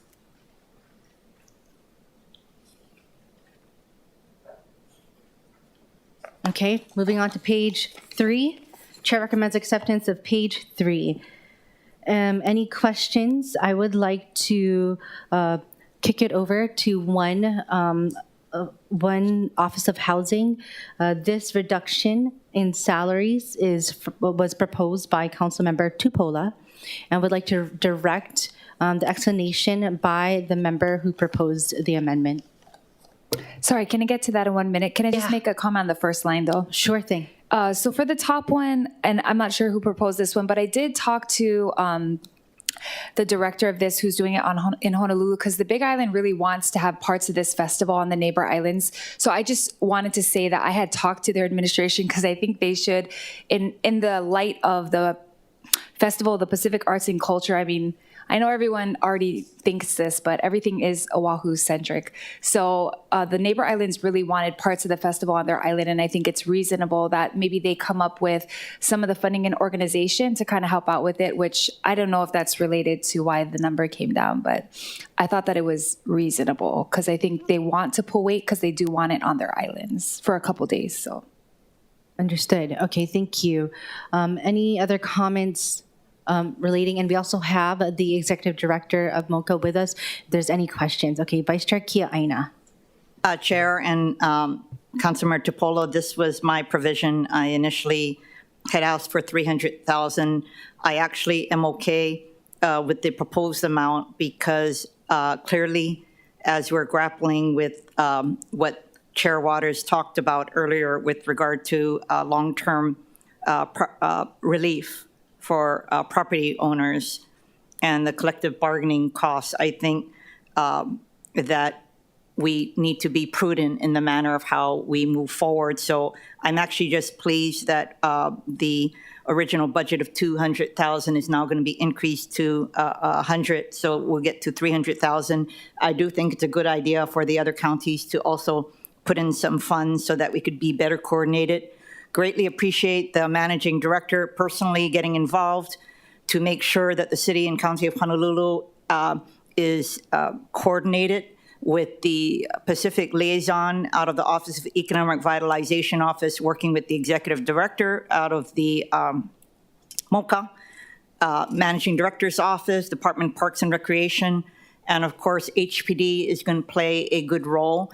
I do know that the commission, which may be morphing into a working group, is doing its best with the preparations for 2024. But I think it is so important for us to be prepared because there will be tens of thousands of people coming to Hawaii in 2024, and we need to make sure that we do our job because a lot of security will be necessary for a lot of these events. And I would like for HPD and other law enforcement officers to be able to plan way ahead in bringing these dignitaries. So on top of the artists that are coming, there will likely be a lot of dignitaries at a high level representing all of these Pacific Island nations. And we, of course, would be delighted for the United States, either at the White House or State Department level and Department of Interior, to send high-level delegations to Hawaii for this festival. Thank you. Thank you. Okay, do you have a response for that? Thank you for your comments, Vice Chair. So we do believe the $200,000 was the right dollar amount for this item. However, the Executive Director for MOCA, she will engage with you and get a better sense of your thoughts on this. Thank you. Thank you. Members, any other comments on page 3? Councilmember Say, followed by Councilmember Tupola. Excuse me, Madam Chair. If we could just go down item by item for culture and the arts. So the position for the recommendation, accept an $84,000 decrease, accept the deletion of one position, a deletion of $210,000. This is not recommendation of myself, but can the person who did this justify the reasons why? It's not from the council, or is it from the council, all of these amendments? I believe so, right? Recommendation, is that? Okay, so we're back on page 2. Ooh, right. Okay, so on page 2, there's a reduction regarding one position of $52,068. There's a reduction of current expenses of $210,000. Okay, first off, the $52,000, the one position, this is for culture and the arts. Councilmember Tolba. Okay. If that's the recommendation of the chairs, I'll be open, but I'm just concerned that the operations of that office may not be there with the deletion of the positions. So at this point in time, I have to understand also the 5% for salary increase plus 5% salary. Plus 5% relating to collective bargaining across the board. The original amount that The original amount of the percentage. Yes, do you have a question for the departments? Okay, the department, can you explain to me what is the 5% reduction that is being recommended by the committee? Councilmember, the 5% reduction was a recommendation made by one of your peers. It wasn't made by us. So I understand we're here to just answer questions, but I would like to offer that we have concerns about all of the cuts, but we are here to answer questions if allowed. Got it. I'm not gonna, thank you. Okay, thank you. We had Councilmember Tupola. Can I go to page 3? Oh, yes, back to page 3, sorry. Okay. Yes. So for the Office of Housing, that line item, I just wanted to talk through it. For the administration, a year ago in ELMA, we had talked to the administration about reorganizing DCS to include housing, perhaps making a second deputy that was over housing, a first deputy that was over the services such as work Hawaii, the kupuna services that they do.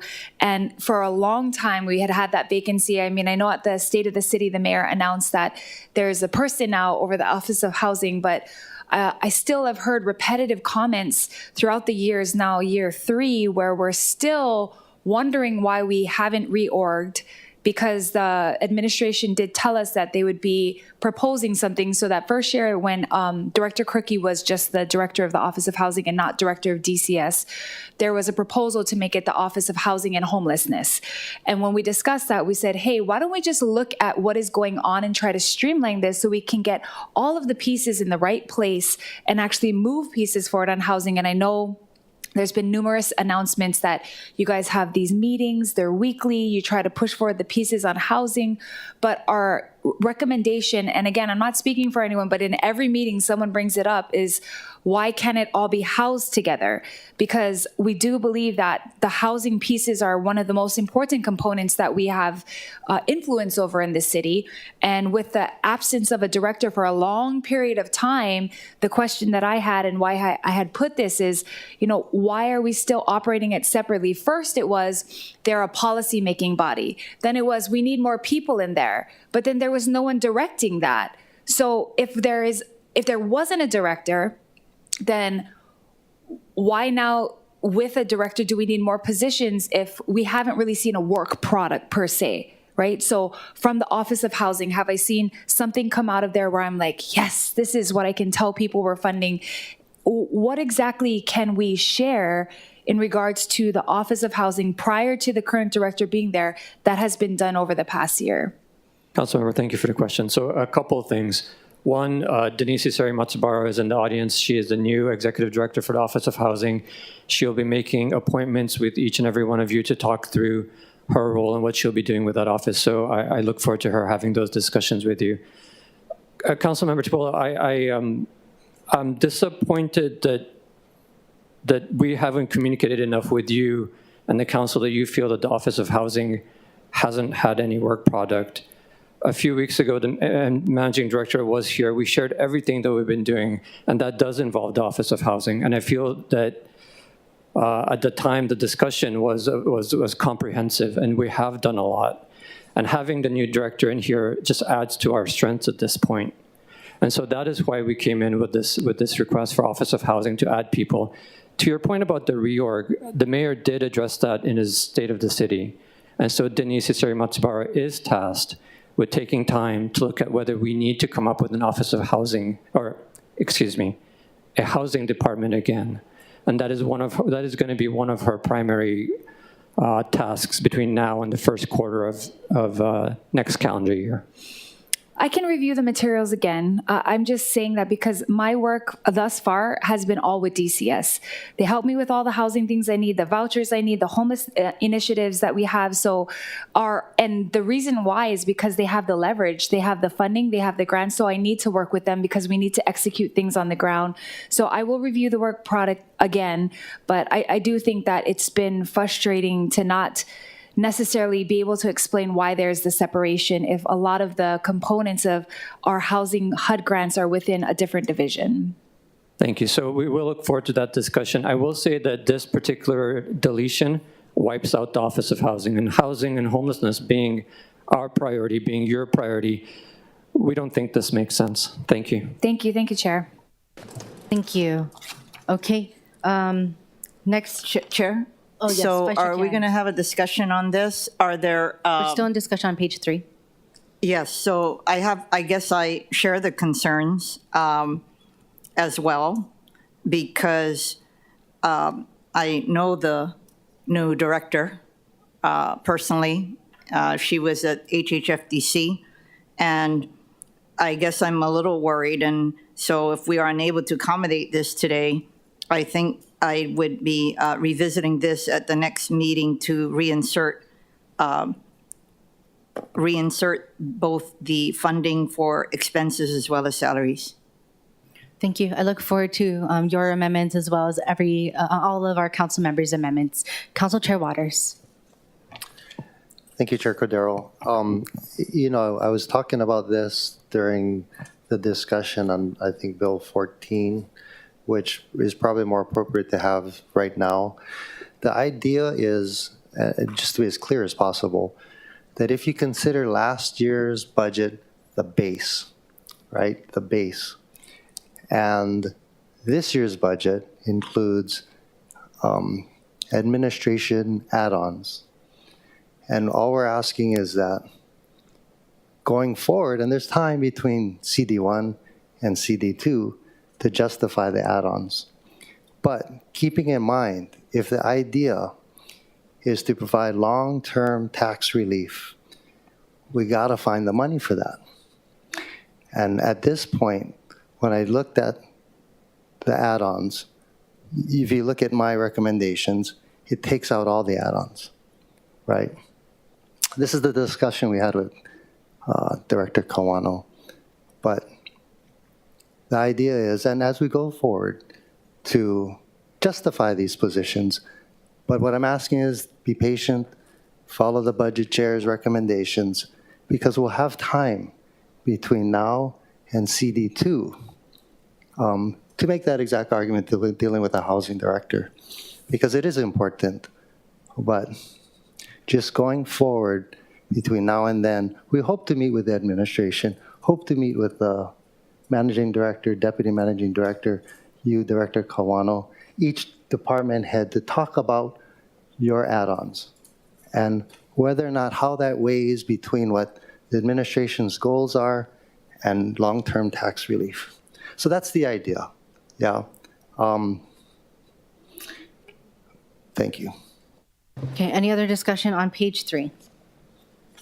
Okay, moving forward, page 4. Chair recommends to accept the amendments on page 4.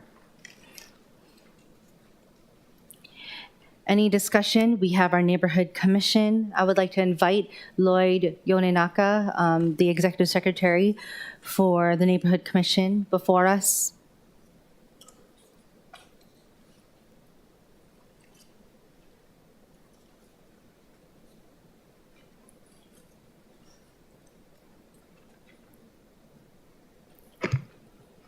Mr. Yonenaka, just press, you got to press the on. Okay, Yeah, got it. Perfect. My question relating to this, and of course you heard that this is going back to the base budget plus 5%. But we would like to hear relating to the streaming and the, I guess, the increase in technology and need for streaming, our neighborhood board meetings, as well as investing in our neighborhood assistants. At our neighborhood boards, the neighborhood board members have been asking for assistance, and I don't know what type of assistance from the neighborhood commission they need, but how has that relationship between the boards and the commission office itself been? Has there been like an increase in requests from the boards to the commission, and or vice versa? Will you be able to explain that? Yeah, happy to. 90%, 95% of the boards, in my view, have no issues at all. I barely hear from them. What I do have is I have several boards and actually a handful of members who would like to have the, and this comes under minutes, they would like the minutes done in a different way. What I've tried to explain to them is we do a draft provided to them, they make edits, we change it, and that gets posted as the draft. When they get to the meeting, they can look at the draft in a public forum. Any changes, just make the changes. And then let us know what the changes are. If it's extensive, please write it out, and we will just add it, and whatever the board passes is the final minutes, and we post that. The challenge is when we do the draft, they don't like the draft. And this is not every board.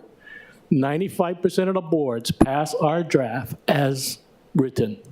It's just that we have a few that are very, sorry, I didn't mean to look at you, Chair.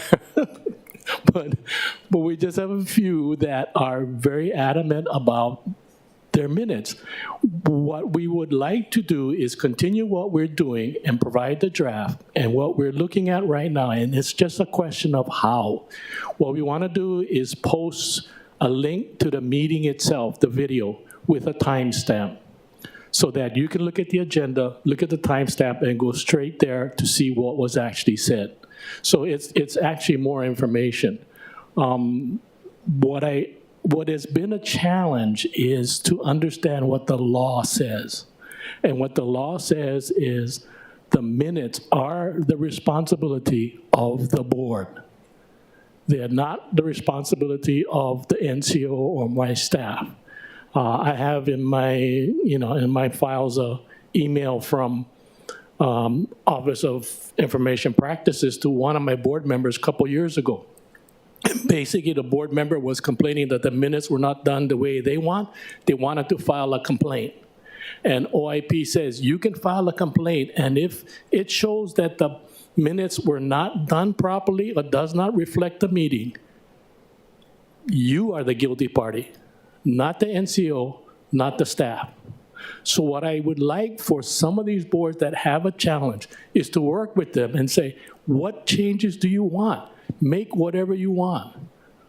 But the initial draft is ours and is for them to work on. We do it as a courtesy. It is not something that we are required to do. So in that respect, my relationship with the board, with 95% of the boards, is excellent. It's just outstanding. But we have some really, really good boards and really good chairs. In fact, they're all great. It's just we have certain individuals that are not happy about the minutes. So that being said, we constantly have challenges with the tech side, and it's different factors, but some of it is just location. One of the challenges we have is that when we go into Waikiki, and we have a wireless system that, a hotspot. The challenge in Waikiki is that if you don't have a hard wire, it's really hard to get a good, consistent signal. You're surrounded by concrete. There are high-rises everywhere, and everybody in those buildings has a phone, it has cell service, it has wireless service, it has internet service. So there's so much going on there. It is really hard. We are constantly trying to find a better way to do it. And I think that's the theme for us, is that what we do now, we just need to get better. So. Thank you. Of course, a lot of the increase came in salaries. And since we're talking about technology and keeping the availability to the neighborhood boards and accessibility to the neighborhood boards, would you like to see more money then go to current expenses and equipment or will that fall under DIT? Well, I'm sure DIT would love to have any more money that they can get. But our proposal, we do have some money from the feds, the FRF and the ARPA fund, so we're using that. Our increase in this year's budget was basically 2 positions plus salary increases. And I wanted to increase the staff salary.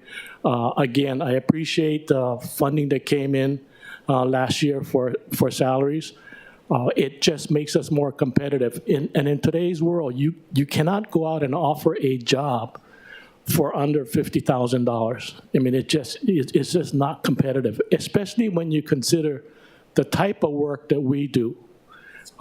My staff, my NAs, at least 5 days a month, they work till 10 o'clock at night. And it's odd because you have this disruption in your schedule, where most of us, or a lot of people, work 8 hours a day, same hours every day. My staff has to go through the process of 8 hours today, regular hours, and then tomorrow they work till 10 o'clock. And then the next day they work regular hours, and then the next day they might work till 10 o'clock. So it's challenging. Thank you. Mr. Yonenaka, during the budget department briefings, you're probably one of the few agencies that came before us and talked about how many of your staff would get a certain amount of increase and who they are, basically positions-wise.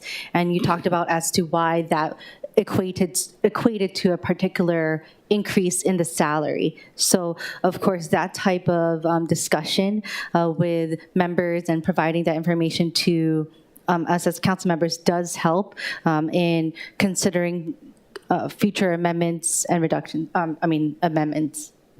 Yeah, we have several groups of people, categories, and one is the NAs. They're the neighborhood assistants. That's the people that you see when you go to our board meetings. That's the people that interact with your staff. I have like 5 of them now, 6 of them now. I was asking for one more. Excuse me. Those people are the front line of our office. They're at all the meetings. They're the ones interacting with the public, with the chair, with the board members. So I have them in one category. We have a staff member who's a clerk. We have actually one clerk position. And then we have 2 other categories called public relations assistants and community relation specialists. Those are people that handle other things, such as contracts, such as agreements with the place that we rent, such as purchasing, such as dealing with the public, dealing with the news media. They are the ones, especially the CRS, they're the ones that will interact within the community a little bit more and try to bridge some of the community activities with the neighborhood boards. And that was my intent, is that we just need to get into the community a little bit and integrate the community into the board system to say, this is a benefit for the community. This is an opportunity to talk to all of you, talk to us, talk to this administration, and bring forward their ideas, their thoughts, their concerns about what's happening in their community. So, there's like 3 different categories of people. Thank you. And thank you for providing that again. And I just want to thank you for doing that during the briefings as well. Okay, thank you. Okay, members, any questions for NCO? Okay, for page 4, we have amendments the beginning of amendments regarding Department of Customer Services. I do want to kick off the reduction in position and funding for salaries for public communication to Councilmember Okimoto for her 1 position reduction. And if you have questions for the department, they are here as well. Thank you, Chair. No, this just goes along the lines of my team and I are pretty consistent about any vacancies that were vacant for a while, and kind of in agreement with Chair Waters, what we can do to adjust the budget, because we know we have to fill pukas elsewhere. So, okay, and sorry, did you mentioned that vacancies for a particular amount of time? This one I have to check. I know in a different department it was over a decade, but this one I'd have to double check. We're on page 4 still yet, correct? Yes, page 4. And if you would like, you can call our director as well. Which director? Okay, yes. Okay, may we call for the Director of Customer Services? Customer Service, okay, thank you. Aloha. Good morning, and maybe you could clarify with me how long this 1 position has been vacant. So this position is a librarian 3 in our public communication division. It's been vacant since July of 2011. I think that was kind of my my team in this consensus, that anything that this is over a decade. So what would be the reason to continue requesting this position, and why has it not been filled? So this position was not filled because it's actually a librarian position, which is pretty outdated. We have a municipal records center, and we also have a records program, the archives, the city archives that I mentioned before. And really what we need to do is, we haven't filled this position because we're continuing to assess what the need is. So, we understand that there is a need to provide access to public records, and we want to do that in a streamlined and efficient way. We're trying to scan documents and have them be available electronically instead of hard copy. But as I mentioned during our budget presentation, all of the garage archive areas are full of paper, right?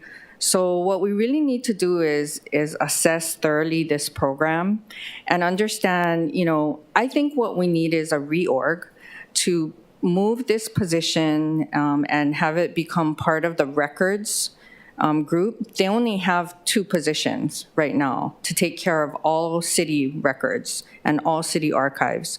So one thought is to move this librarian position over, redescribe it as a records management analyst, and have it join the 2 existing positions. One position is an entry level, currently filled, so she's just starting. The other position is a records management analyst that has been there for a few years, but the program is still really being developed still. So, we are requesting to retain this position. If you're able to give us an opportunity to flesh that out and figure out what we should be doing, we will make a decision and be able to respond with what our plan is. So, Director, you mentioned that this librarian position is essentially out of date, and that's why you're looking towards this other two. What are the salaries that this entry-level position holds, as well as the records management analyst, which it sounds like you want to move this librarian position into a second records management analyst position?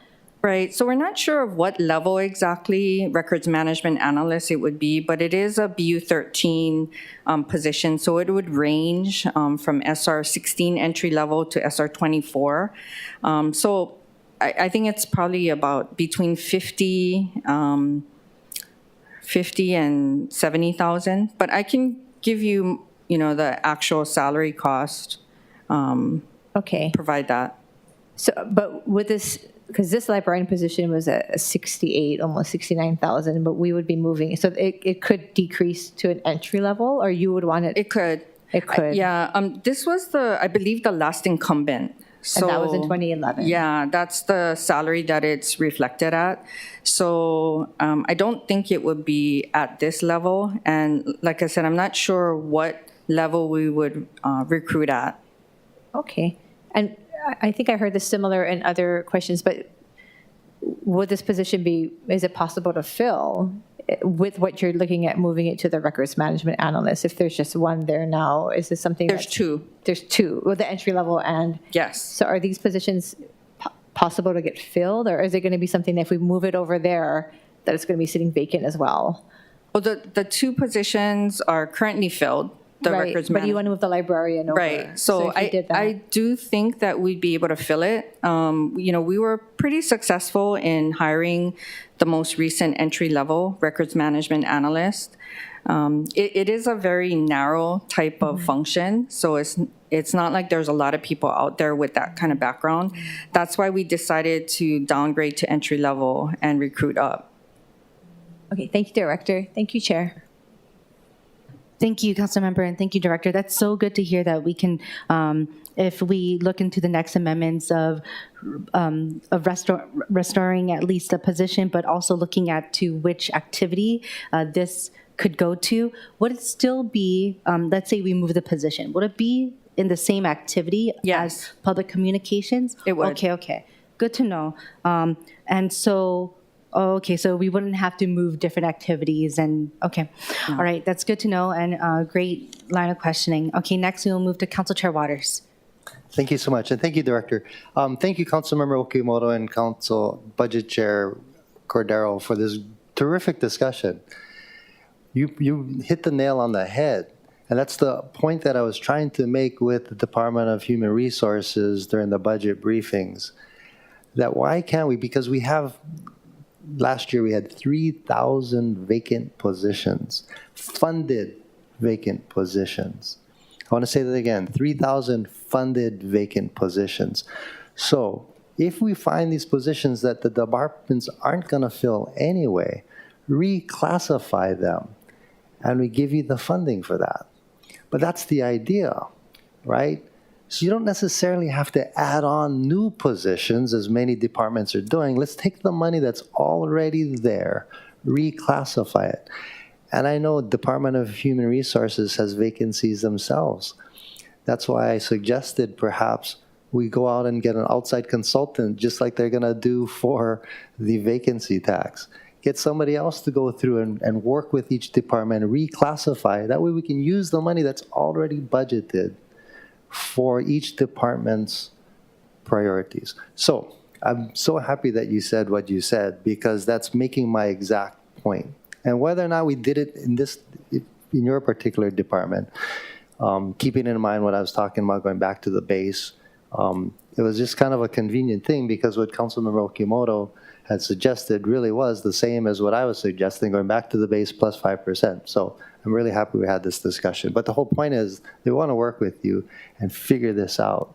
But thank you. Thank you, Councilmember Okimoto and Councilmember Cordero. Okay, thank you. Members, any questions for page 4? Okay, next, page 5. Chair recommends the acceptance of the amendments on page 5. Any discussion?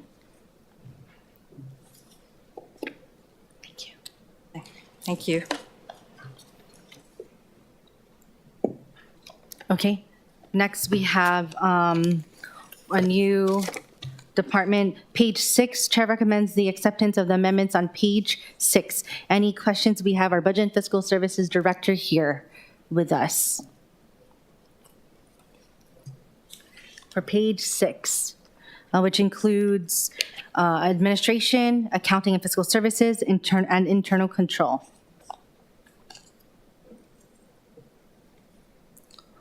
Hi, Director Kawano. Thank you for being here. Yes, Andy Kawano, Okay, Budget and Fiscal Services. Thank you. Of course, you see the trend, right? And are there particular comments you'd wish to make for, especially for administration? I know we talked a lot about the 500,000 study thing. I don't know if it was coming from The empty home stats administration. study. Yeah, which Yes. object code. But because we are in your department, I would like to offer the opportunity to get back into that discussion that we were having, that I had to interrupt in the last item.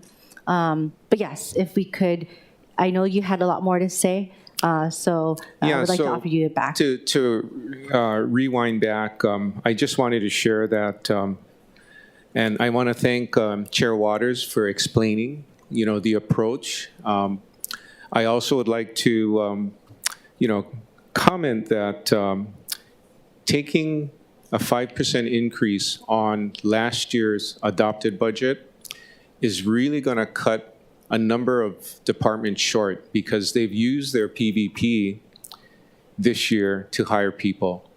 So if we don't work together and make adjustments such that we correct CD2 to reflect what's really needed, we're not going to have budget dollars to pay for people that are actually in place.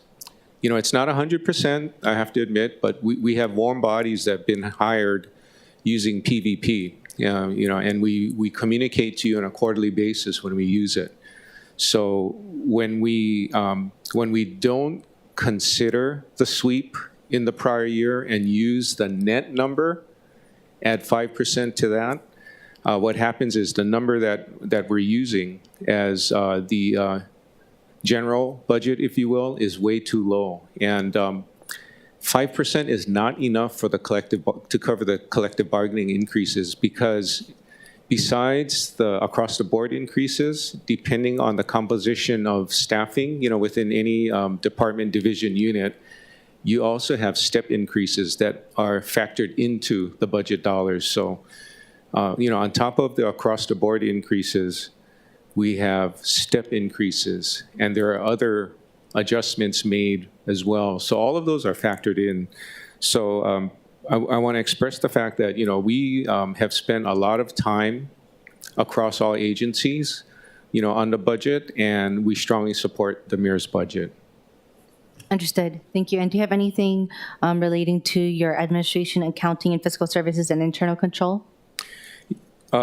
Same comment with regard to the salary reductions. We're hoping that we can have discussion to restore our salary decreases. We don't have any one particular position to call out, but we're concerned about the warm bodies that we have on hand. We're making good progress. Some of it was offset with retirements, terminations, and transfers out of BFS, but we have momentum, and we would appreciate having our salary budget reestablished so that we can empower all of our divisional chiefs to continue their progress in hiring. And I'm sure all of the other departments feel the same way as well. Absolutely noted. With regard to expenses, I'd like you to strongly reconsider putting back the deduction of $125,000 for the investment decision support consultant and services, because we're making a big push to get the procurement done. If we only have $125,000, we're going to be short. And we're going to have to find other sources of funding to get it to work. And it's the first time we're using one, but we're looking at State of Hawaii Budget and Finance model. They use it, and their staff has been very happy with the vendor that's been used, and we hope that those numbers can be restored so that we can proceed with the contract.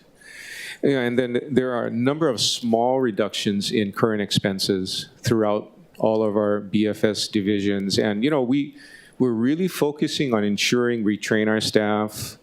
We want to make sure that we have the right equipment and tools so that they can do their jobs. So we're hoping that those smaller reductions, ranging from $3,000 to $20,000 in general, get reestablished as well. And I'll take questions after that. Thank you very much. Okay, members, do we have any questions?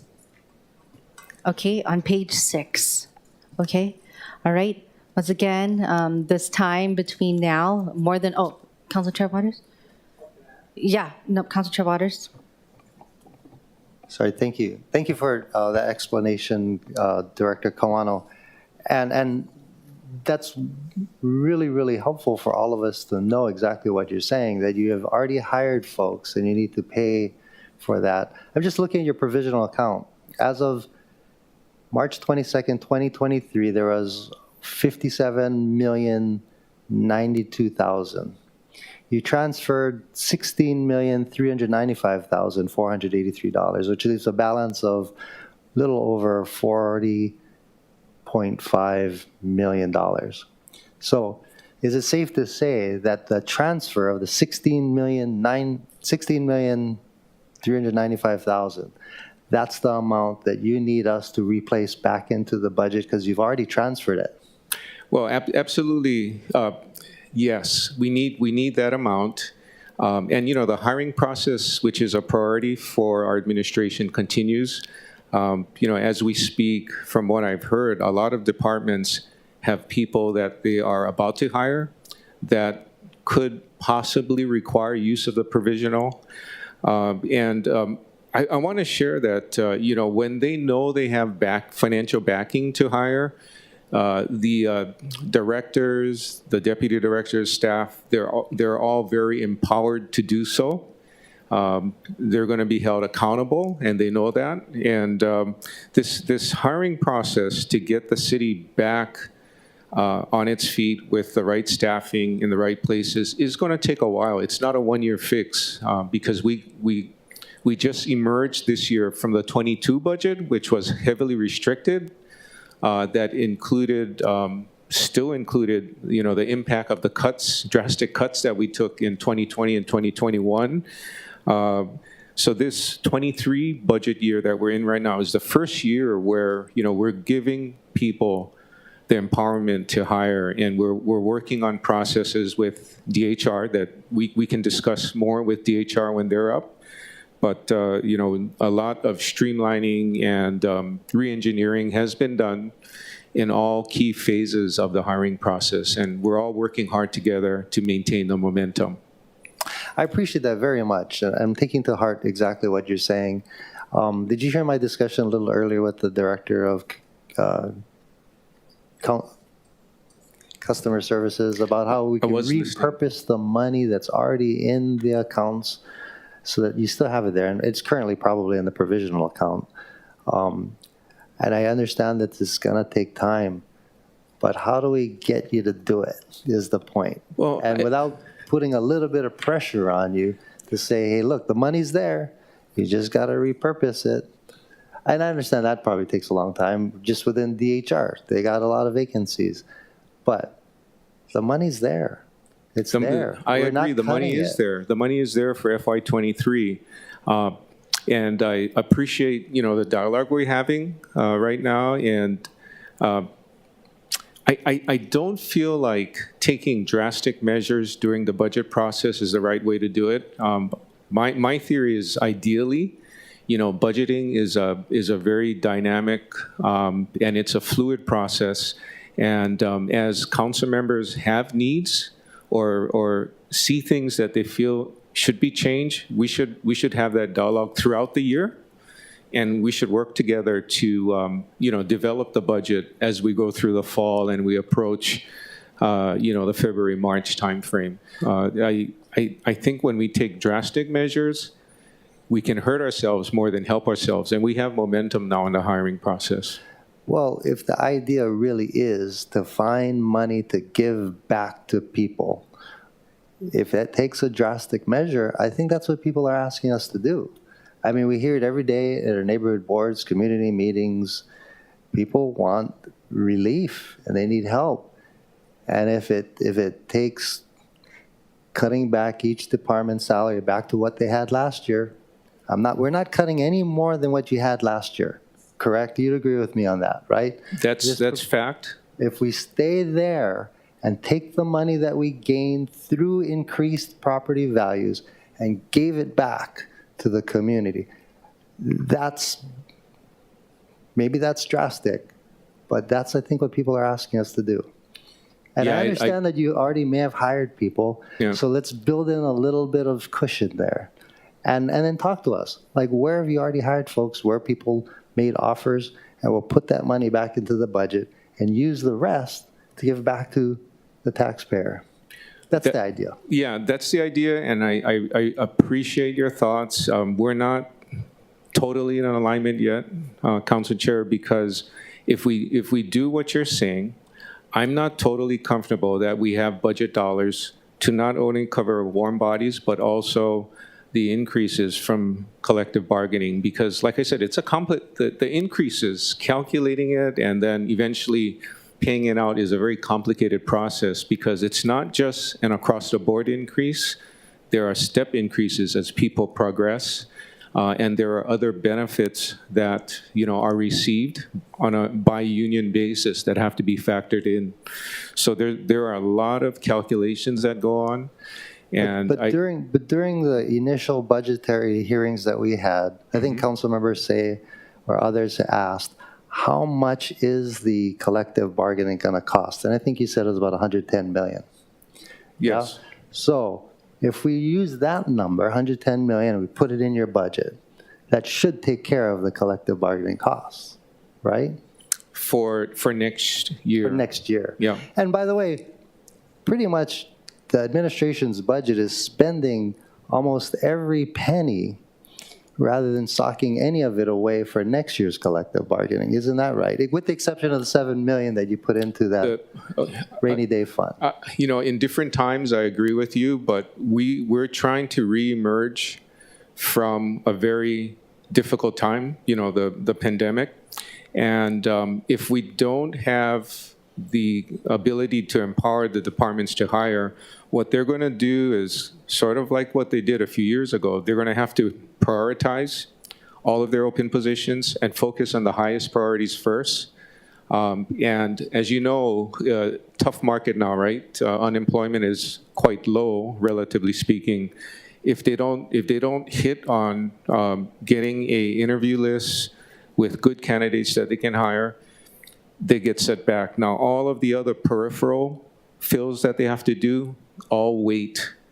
At the same time, what's happening is people are retiring. So if we don't focus on a broader base to cover all of our hiring needs and take on as much as we can, we're not going to maintain the momentum. That's the concern we have. Again, I'm just using common sense and trying to make it as easy for people watching on TV to understand. If a department had 100 vacant positions last year, and we funded it, and this year they have 100 vacant positions, and we're funding it, and the administration wants to add another 100 new positions, it just doesn't make sense, right? From just a common sense standpoint. Right. You still have 100 vacant positions. It's funded. We're not cutting any of that funding. We are. There's evidence that we are filling positions, and departments have momentum. The issue is the vacancies are not spread evenly across all departments, right? You have many departments that are smaller and medium-sized that require, the full amount of the funding that they can get. because, I'll give you an example. MED is a very small department. If we don't give them, the budget that they proposed, immediately they're going to have to go through a RIF process and shrink down. That's one extreme. On the other extreme, you have larger departments with a lot of vacancies. But I can tell you right now, DFM, they're working on multiple hiring streams every day to fill positions for drivers, for clerical staff, and so on. And, they're not, you've given us, the flexibility in FY23 to continue that. And they're making progress, and they'll share it with you. If we don't have the flexibility, we're going to go back to where we were before, and it's going to be very difficult. But you still have the flexibility with the provisional account. You can This year. This year. For FY24, the calculation used doesn't include the provisional. You took, because you're using the provisional account this year, right? How much That's is going to be well, left? in 23, we're using some of it, as you mentioned, and we're going to use more because we have momentum. But in 24, the basis used to add on that 5%, which I don't believe is enough, doesn't include the provisional that was swept out and put into the miscellaneous section of the budget. So we're working with a much smaller number. That's what we're dealing with. But the point is that you swept it out, right? And you swept it out, right? The provisional account. It wasn't us who swept it out. We swept it out based on practice, from the past. The sweeping of the vacant position dollars into the provisional section of the budget had been done for over 10 years.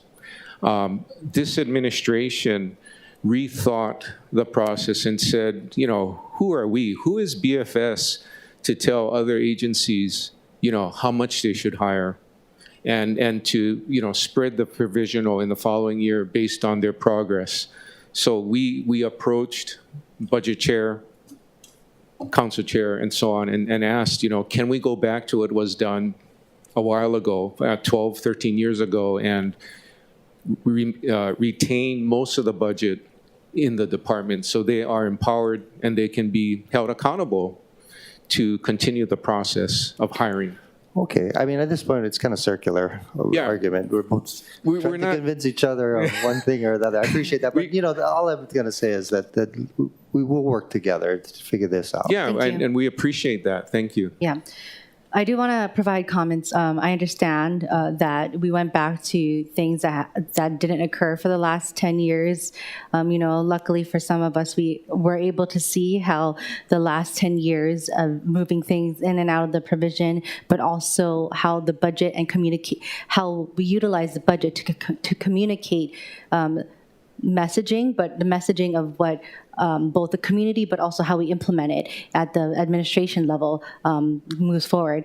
So I have to say I disagree with the drastic part because as a staffer, I was so used to zeroing out budgets. So this is not drastic, This is something we have a base to work off of. And I do think that with this information that we are being provided, this is not the end of our budget process. Of course, you'll see different changes as we move into the CD2 amendments by different members. Some members have already mentioned interest in restorations, and that is what we have here first. But there are also long-term things that I think learning as a former staffer, things that we probably should have acted on 10 years ago. So just taking all of that in. But yeah, just wanted to make that comment before I move on to other council members. Sorry, I totally interrupted. I don't know any other members that we are on page 6. No, I appreciate it. Thank you, Budget Chair. Okay, thank you. Work with you. Page 6. Okay. Next, page 7. Chair recommends the acceptance of the amendments on page 7. And once again, we can make amendments. CD2.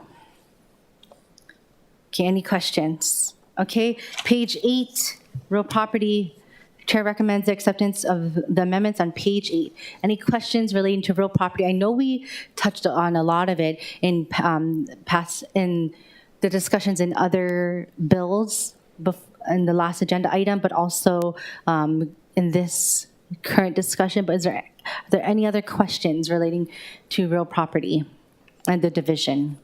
Okay. Seeing none, thank you, Director. Thank you. Moving on to page 9, Chair recommends the acceptance of the amendments on page 9. This is DIT, Administration, Applications, Operations. We have with us both the Director and Deputy Director. And I guess I would like to lead with, I know we had just had the Director Wong, we just had the Neighborhood Commission Office Executive Secretary with us, and I asked about the different technologies that the neighborhood boards are going to be continuing with, right? Back in 2020, we had the ARPA funds, and then now we have the FRF funds, but moving into the general funds, are there is there anything in the DIT department budget that correlates to helping the neighborhood boards increase their technological enhancements or technological support? Good morning, Chair and Vice Chair and the Council Chair and other committee members. I'm Mark Wong, Director of the Department of Information Technology. I would like to characterize these proposed budgets as an existential problem for DIT. If they were implemented, you will not have IT at the city. It's really plain and simple. That's how drastic this is. What are proposed are to cut 24% of our staff, the funding for 24% of our staff. We are not a department that has a lot of vacancies. Director Wong, I asked a question relating to NCO. Yes, so it does relate. We won't have any money to address NCO. But currently, does it come from DIT or is it in NCO's budget? I don't know about NCO's budget, but if they're able to acquire their own networking, then we will certainly assist them with that. Okay, thank you. Members, any other questions relating to page 9? Okay, so page 9. Okay, I know I interrupted you. Yes. I would like you to finish your thoughts. So we have severe and deep proposed cuts to staffing in every division. And I want to give an example of one division. If we were to implement these cuts, we would lose about 13 people. These people sitting here are concerned about these staff. They're from the one branch within applications, and we would have to cut funding for people that were hired 7 years ago, working back from the most recent. The loss of the staff would be one problem, but the fact that we're even talking about this now makes it hard for me to retain my staff. They're asking, why should we work for the city when I can get higher pay somewhere else, and they're threatening to defund our division. Thank you, Director Wong. You've been through this before, and you've actually brought people before as well, from what I recall. And once again, like to the budget director, you know that this is the beginning of our discussions. You telling us that there are 7 people, that helps. It does help, but just... Yeah, so I'm just trying to set the proportions, because I have been through many budget hearings before, but we have never, even in hard times, talked about defunding positions at this level, 24%. That's just, it's never happened. And in this particularly tight market, we have employees that are aware of this, and it's making it difficult to keep these people. Okay, thank you. They are concerned, so. And my question then, since we have a whole agency and applications, so does that mean the budget that was approved last year, plus an added 5% of salary increase, does that mean that they are getting $734,107 more dollars for those 7 people in increases? Yes, so what we've done is we've added up the current salaries, not any future increases, but what they're currently added, and we start with the most senior people, and when we hit the money that would be left in our budget, we would cut everybody else off. So just in this one division, that's 13 people, of which 7 are here. So that's roughly half of the people that would not have funding. And in other divisions, it's even worse, where we have 100% funding. And we specifically can identify that they were hired since last year, so they're actual individuals that's the position. We have very low vacancies in this department. In administration, it's 0% vacancy. Okay. In apps, it's 6%. In operations, it's 0. In tech support, it's 5%. In ERP, it's 8%, and in communications, it's 10%. We don't have a lot of money that is set aside for vacant positions, and we're hiring at a rapid rate. So just this week, I was introduced to 3 new employees, and by the end of this fiscal year, these vacancy numbers are going to be much lower. We are going to need all that money, and we may not even have enough money if you restored all of this. So obviously, we can hire up to what type of money is available in our budget. But I think many of you that have visited the department know that we're greatly understaffed. City and every government and every business is relying more and more on IT. And we develop a lot of these applications in-house. It means we're going to have to cut things like programs for underprivileged, like the reduced fare programs, like supporting the neighborhood board elections. And so back to your question about what we can do, we're going to have to cut a lot of services across the city. But the ones I want to get into, once we get through the salaries, you will find it really is an existential issue. Thank you. So if you don't have any more questions about the salaries, I would like to get to the most critical items. Okay, we're still on page 9. Yes, it's on page 9. Okay. It's the second item. Okay. Okay, so thank you for the explanation. That does help the members for the future CD2. I disagree that this is the most amount of percentage. I've seen 100% zeroing out of your budget. Also, members, are there any questions regarding on page 9? Okay, Vice Chair Wire. Thank you, Chair. I'm just curious, Director. So you told your staff that there's potential that they could be losing their positions. Am I understanding that correctly? Yeah, so these proposals have been going around for a while, right? And then it goes to the the division heads, and then they talk to their managers, and yeah. And then what was your response? Given that you're the director, right, of these civil servant response staff, was try to... I'm not done with my question. Given that you're the director, right, and that you have participated in budget processes, and you sat through or at least listened to all the budget briefings, and can at least attest to this council's commitment from those briefings, given our long discussion of how little many of our city employees make.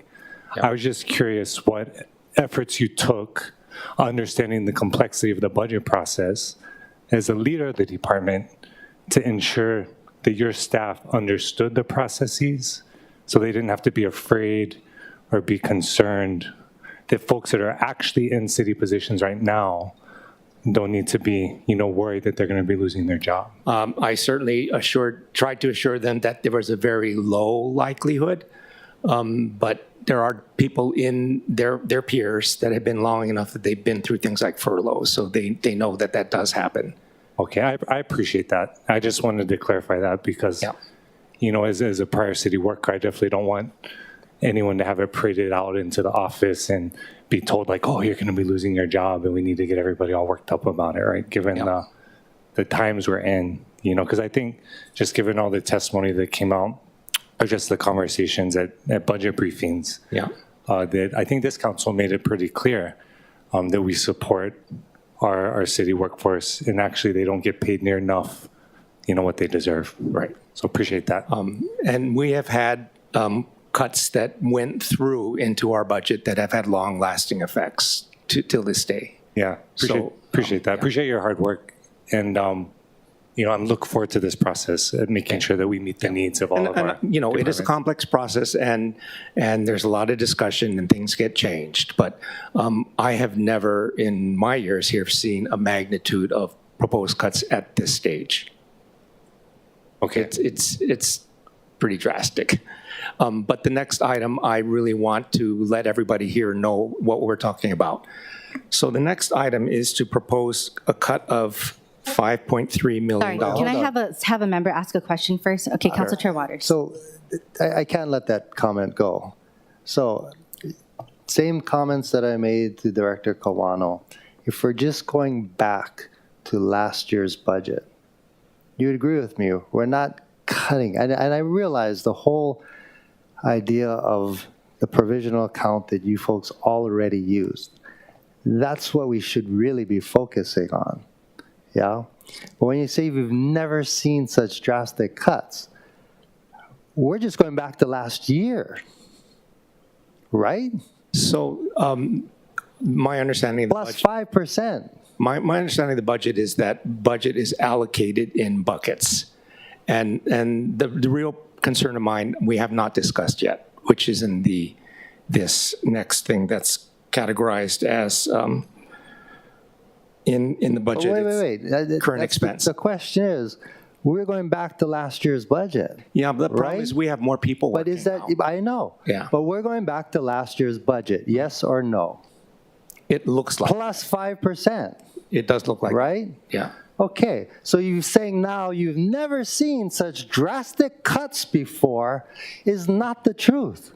Because we're going back to last year's budget. I mean, let's not play games here. So in this Let's comment, not play games here. in this comment, If you want to work with us, we'll work with you. I want to work with you. Let's figure out what you need, right?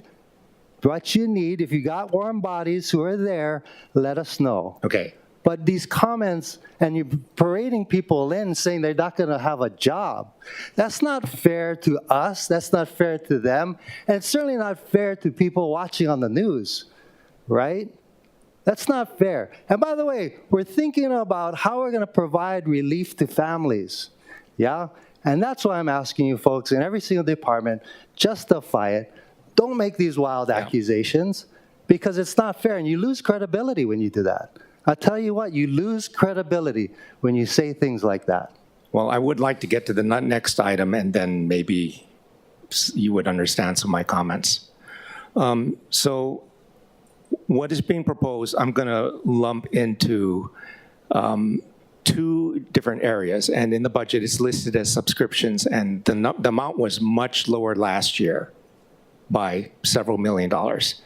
And the reason for this is that in technology, things like mainframe services and storage have moved from buying the equipment to leasing the equipment to a service. Now, these are now categorized as services. So when I say existential problem, these are the systems that are running the state driver license, motor vehicle, public safety systems. 100% of that budget is in this amount that is proposed being cut. So if we stop paying that even for a month, these systems will go away. It's like not paying your cell phone bill. We won't have driver license in the state of Hawaii. We won't have motor vehicle registration. Bicycle, motorcycles, mopeds, now electric scooters. Real ID will go away. Commercial driver licenses, those are all supported on the system. So that's one of the buckets.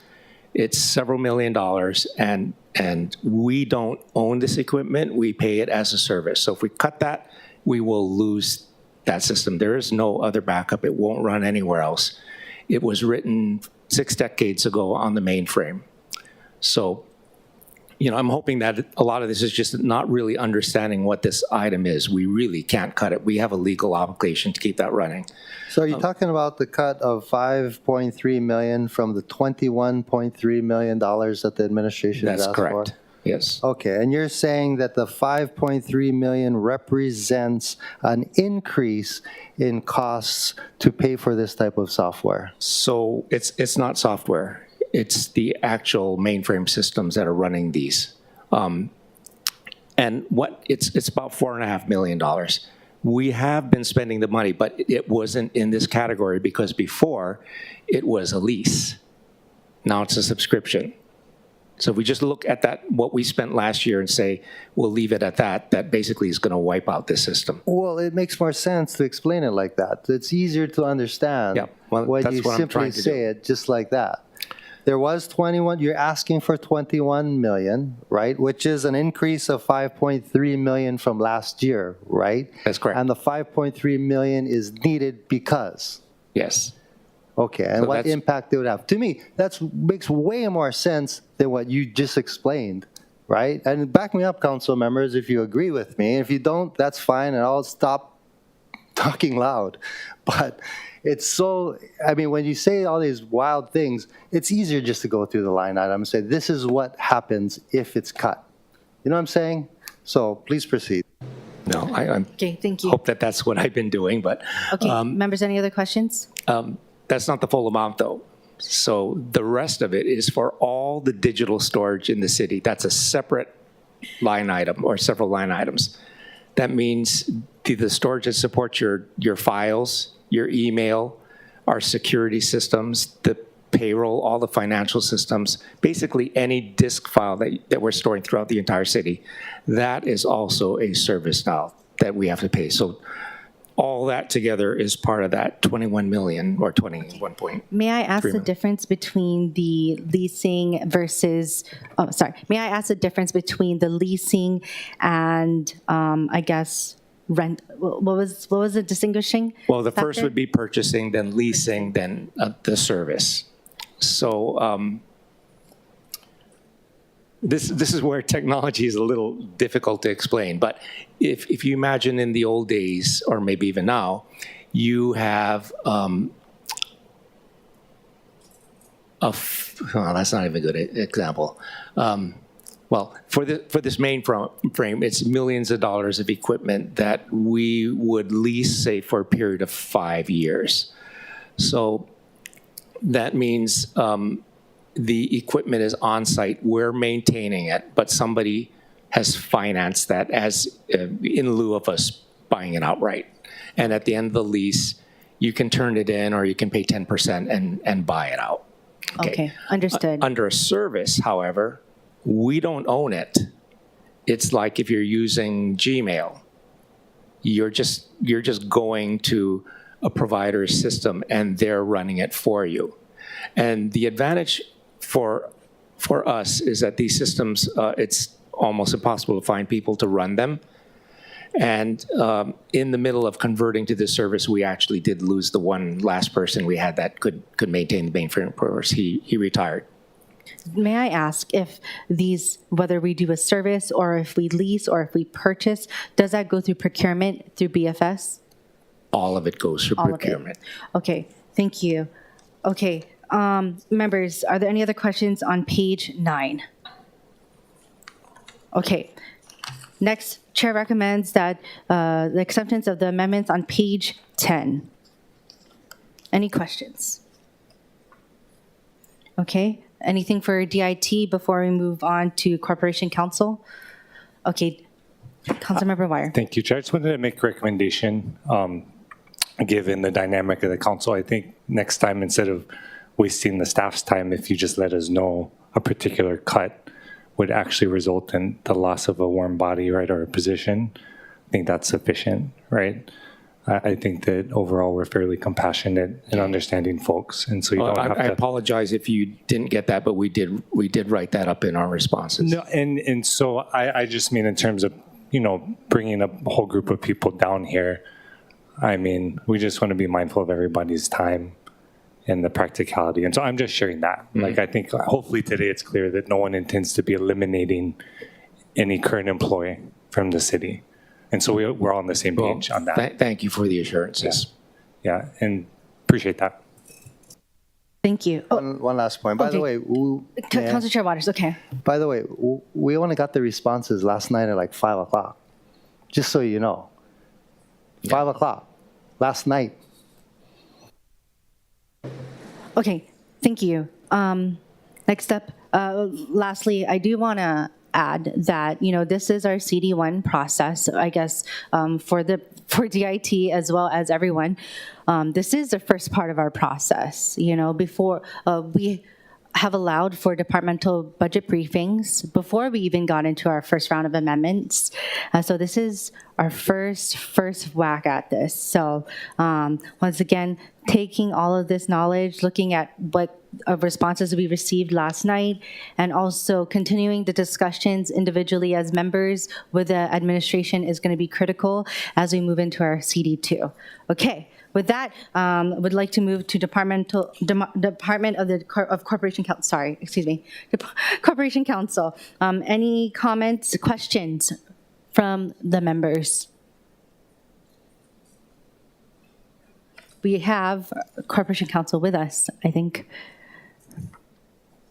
Okay. Hello. Any questions?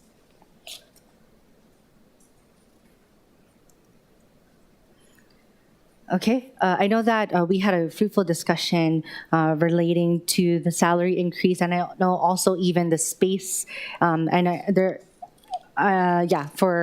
different expenses and equipment. But first off, I just want to ask again if any of the members have any questions. Members, any questions? Okay, and for Corporation Council, I just want to make sure that we allow for discussion. If any other members, that you welcome their questions regarding future amendments, yeah? Absolutely. We'd be happy to meet with any one of the council members and yourself. Okay, thank you. And is there anything for both, for either of your activities that you would like to highlight? We would like to highlight that we are asking for our requested budget, especially for salaries and for current expenses. It is extremely difficult for us to recruit and retain very qualified and experienced attorneys as we compete with the other government agencies and especially the private firms. And furthermore, our current expenses, as we had explained to you, Budget Chair Cordero, when you had walked through our office, you had mentioned we are building new offices and we need equipment to fund those offices. Currently, we have attorneys who are sharing offices, workspaces actually. We have one room that has 3 attorneys. We have another smaller room that we have created workspaces to hold a total of 4 attorneys. And so as we face the challenge of recruiting and retaining very qualified attorneys, in addition to just salaries, we need to provide them spaces where they can perform the work to service the departments and council as well. Thank you. My next question is, I remember back in, I think, 2020 or even 2021, relating to, and I think it's different now, but when court hearings or court proceedings were conducted over Zoom, and I know that certain members would have to, certain attorneys would have to be at particular parts of the office because of the lack of reception or service Wi-Fi reach to conduct or to be participating in those proceedings. Has that been addressed from 2020, 2021? I think we sometimes face those challenges, but most recently, I think we have been trying to accommodate them. If they cannot receive or if there's issues with service in their particular office, then we very quickly try to move them into one of our conference rooms. I think the challenge we are going to have, because we need the money for current expenses to build out office spaces, is the issue of privacy, not just confidentially speaking with our client agencies and with counsel or other attorneys or witnesses, but we need a space for them to have those confidential communications. And when we have 3 attorneys in one office, that makes it impossible. Duly noted. Thank you very much for that explanation. Okay, members, any other questions for Corporation Council? Okay, thank you. Members, we're now on page 11. Chair recommends acceptance of the amendments on page 11. And then we can also call upon the Department of the Prosecuting Attorney on page 11 for administration. Any questions for page 11? I would also like to then recommend the acceptance of the amendments on page 12. So does anyone have questions on page 11 and 12? Chair. Okay, Councilmember Tupola. Thank you so much. Thank you for being here. Do you want to go ahead and introduce yourself? Good morning, Chair, council members of the Budget Committee, Paul Mao, Chief of Staff for the Department of Prosecuting Attorney. I'm open for questions. Okay, and if I'm gonna go. if you don't mind, I'd like to make a statement too, but please. Yeah, so specifically, for page 12, I see the money in here for Weed and Seed Program, Waikiki Safe and Sound. Last year, I had suggested the amendment for the Weed and Seed for EVA that we were able to get, but my question is this money's also good for the small little Weed and Seed we have going on in EVA, or is this separate?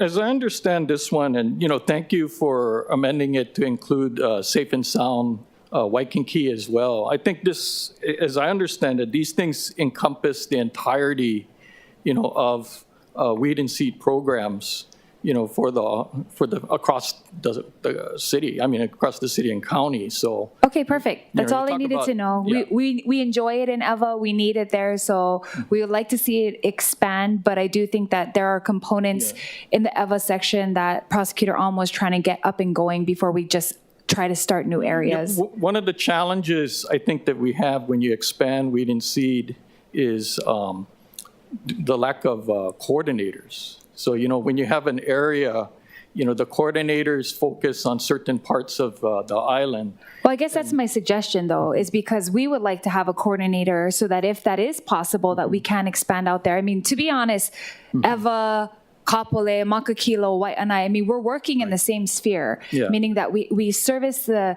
similar transient populations that are getting moved around by SPOs, possibly like interacting with other people regarding crime, right? So I think it would be reasonable if the office is open to it to have a separate coordinator for the West Side.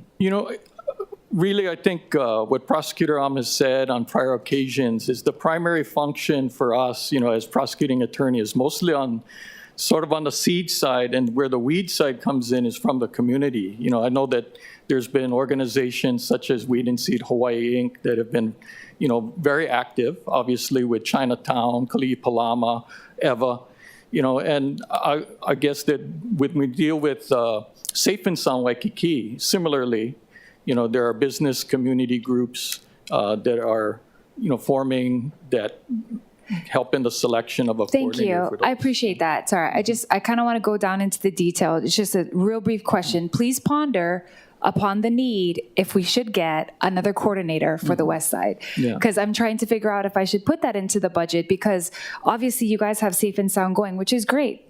Awesome. What I'm asking for is that our community already wanted it in Waianae, which we don't have. We only have a small portion of EVA that has Weed and Seed, and it's only part of it. So if you could just ponder on that. We certainly will. We always think about these things. So I'm just pointing out that, as far as with Safe and Sound Safe and Sound Waikiki, that's largely, there's a business community group that has been working with the city, and they would be... Well, so we do have a Kapolei Chamber of Commerce. We do have the Waianae Coast Economic Development Corporation. So we have a lot of people, I think, that would step up and help with this coordination that you refer to. Sure. So please ponder on that, because I would like to see if that should be something added separate in addition to Weed and Seed. Thank you. We're happy to discuss those things. Thank you. And the next one is for the community outreach courts. I just wanted to emphasize how important this is for us. Right now, as we're doing our homeless outreach, the community outreach court is so important, but we have one prosecutor and he's super awesome. We love him. He even comes out to all my homeless outreach. He needs help. We need another person because he can't do all of it on his own. He's taken in my caseload. Every person that we have, we usually text over. Every week, I run 6 different programs, and we call the public defenders and try to get them into the calendar for community court. So just wanted to emphasize that he's awesome, and we need another awesome person. Understand, totally understand. One thing that I was going to ask for, I noticed that the $250,000 in this area is set for current expense. And, if we're talking about, a body. Yes, a body. Then I believe that should be more on the salary category as opposed to current expense. And Okay. I wanted to ask about that. Maybe I can work on that for an amendment, but definitely I am talking about a body. And please understand too that community outreach is a program that, I guess up until this point has been a state-funded program, and that, through the legislature, they seek monies from there that they channel through public defender, and then they reach, the person that you're talking about. So this would be separate from state funding. I see what you're saying. You're saying that position, because it's through the courts, the judiciary, that the funding is coming through the state side. Yeah, I think the actual vehicle that happens is it comes actually through public defenders before it hits us. But, it's state funded, right? And but notwithstanding, if we did do this, there could be a funding on our side to augment the help there. Right, and then we can talk about that, certainly, and I don't know what the current status is at this point about the state funding dealing with community outreach. So this may be something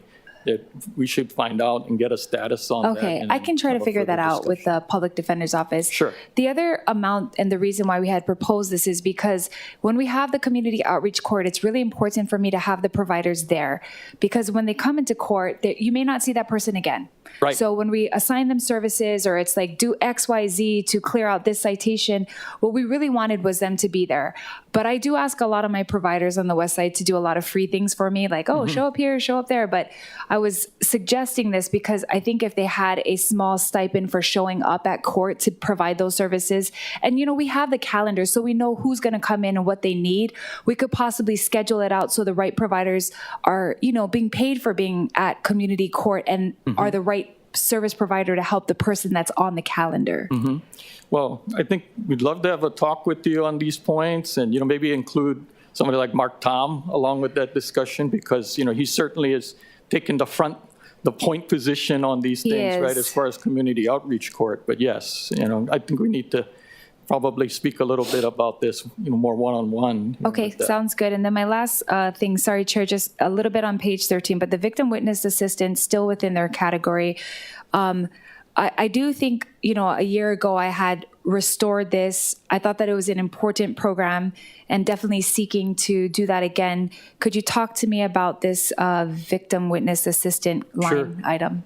Well, thank you very much, because back for FY22, we faced a really difficult challenge, and that was that we had lost the state funding for the victim witness program. I think we lost over $200,000 worth of funding from the state that went to these, and that affects warm bodies. And what you and the other council members did for that budgetary session was to restore those funds through the city and county. You also restored funds for the criminal prosecution section. So, yeah, victim witness assistance is an area that we always need, but unfortunately we suffer from turnover in this area too.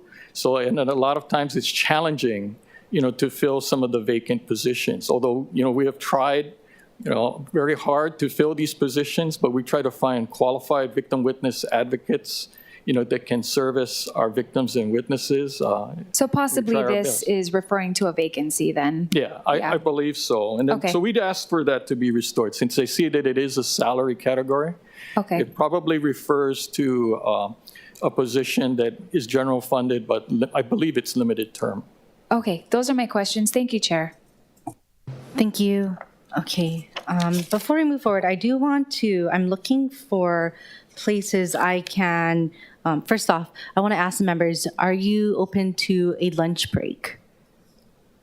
Okay, all right. I would like to propose, and I'm just looking here, if we can do it right after the DFM's automotive equipment service, which is above or before police department, public safety and police department. So that's on page 19. I did want to mention this earlier so that none of the departments make their way here. So that means we will then cover DHR, DPP a little bit, DFM, DDC, DLM, and then back to DFM before we go to police, okay? So that's just a few more pages. Okay, all right. With that, any questions on prosecuting attorney on page 11, 12, and 13? Okay. Chair recommends the amendment, to accept the amendments on page 13. Any questions? Also started with DHR. Thank you, Mr. Mao. Thank you. May I have an opportunity to speak? Oh, on okay, these things? sorry. Okay, hold on. Let me go back to...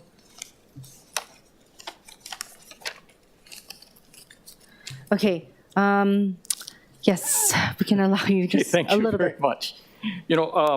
First off, let me say that I totally understand and appreciate what Chair Waters had said earlier, when he says that the objective here, and what the intention is of the City Council is to work these budget items out. And, we're certainly happy to talk in detail with all council members regarding our budget. We already had, I guess, the opportunity to do so prior to the start of the budget hearings with you, Chair, and Chair Waters, Councilmember Wire. We also talked with Councilmember Okimoto, and we had and I guess Mr. Del Santos too. We had a chance to speak with you to tell you that we're facing a huge challenge at prosecuting attorney, and that is that we're losing deputies at a very rapid rate, and there's no other way to say it, and it's because the salaries of deputy prosecuting attorneys are not competitive within the market. And we don't compete largely with the private sector, but who we do compete with oftentimes are other government agencies, such as the Attorney General. We've lost, I believe, 20 deputies in this fiscal year. And, the largest chunk of those deputies were to the Attorney General. Some of them are also to neighbor island prosecutor offices.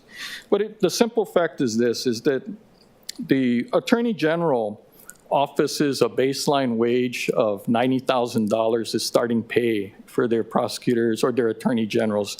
And the other part is that a person with 3 years experience is now being offered $107,000. And we can't compete with that. We're not asking to necessarily leapfrog, Attorney General or any other jurisdiction. We can't, because Maui's average, I believe, right now is $133,000. We're not going to get there this year, even with the budgetary requests that we made this year. But what we are asking for is for us to get the ability to keep pace. We don't want to lose any more deputy prosecuting attorneys to our other agencies. And, we don't want to get into a situation where, when you quantify this adjustment, 2.7 million basically is what's here, I think under reduction of the salaries for the prosecution section, I believe, right? Is that? What that basically comes down to is about 25 prosecutors. And just to get an idea of what we're talking about when you say 25 prosecutors, you're talking about a division. And what does that impact? I'll take a division like special prosecution. Special prosecution services deputies that specialize in sex assaults. Special prosecution specializes in white-collar crime. Special prosecution specializes in handling career criminals. When you're talking about the loss of this size, the impact on public safety, I don't even want to guess at what that could be, because you're talking about something that would become very difficult. And, as you're working with a shortage of deputies, the caseloads of every deputy will go up. And as a result, because of that increased workload, they're not going to want to work for the City and County of Honolulu. We will lose them to the other jurisdictions and to the AG, and that is a simple fact. And that's why we're asking for these amounts. I believe Andy Kawano earlier at BFS had spoken about PVP, and its impact on this budget. I believe that the budgetary amount, when we go to +5, understates the PVP, because we don't have a PVP under this budget to fill vacancies. It's also understated in the fact that last year, the council approved $565,000 in salary adjustments, which at that time was part of our hope to help bring salaries up to make them more competitive. What we didn't count on and didn't know was at the same time, the Attorney General had gone to the state legislature and had been able to convince the state legislature to give them $3.3 million to increase pay for deputy attorney generals, and they used it to that effect. And so what happened was the increase that we were able to get from the city council wasn't enough, right, to offset these increases. And, you know, we're just in a cycle where I'm afraid we're going to fall further and further behind, and we're going to suffer a much larger loss of deputies than 20. 20 is a lot of deputies to lose in a year. And we're trying our darndest to hire new deputies. We do on-campus recruitment at the University of Hawaii. We sent a deputy prosecutor to Washington, D.C. to try and recruit on the mainland before the National District Attorneys Association. They had a convention. He got to talk to people, encourage them to come to Hawaii. You know, if they're Hawaii residents and they're going to school on the mainland, we want them back, right? We want them to serve the city and county of Honolulu. We're doing things such as addressing other needs, because the prosecution budget doesn't cover just prosecutors. It covers investigators. It covers our staff, and that includes paralegals. I talked with a few of you about the need for increased paralegal services. Prosecutor Alm spoke to you on this. Body-worn camera has changed the nature of discovery. We have now, in complicated cases, cameras from every single officer that might be on the scene. These videos have to be reviewed. There may be videos that have to be redacted. There may be other things that must be done. It's beyond the capabilities of the prosecutors to do it just by themselves. We need help. Mr. Mao, thank you. Yeah, Prosecuting Attorney Alm highlighted a lot of these, and especially in the presentation and in the budget, as well as the executive operating executive summaries as well. Once again, we are still in the beginning process of these. Understand. Right. So thank you. Yeah, we're happy to meet with any and all of you to discuss these issues further. Thank you very much. Thank you. Okay, we're still on page 13, members. Does anyone have any questions for DHR? Any questions for DHR?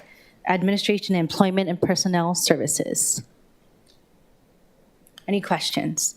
Okay, on page 14, Chair recommends the acceptance of the amendments on page 14 for under DHR's classification and pay, industrial safety and workers' compensation, industrial safety, labor relations and training. Any questions regarding those divisions or activities? Okay. Okay, thank you. Oh,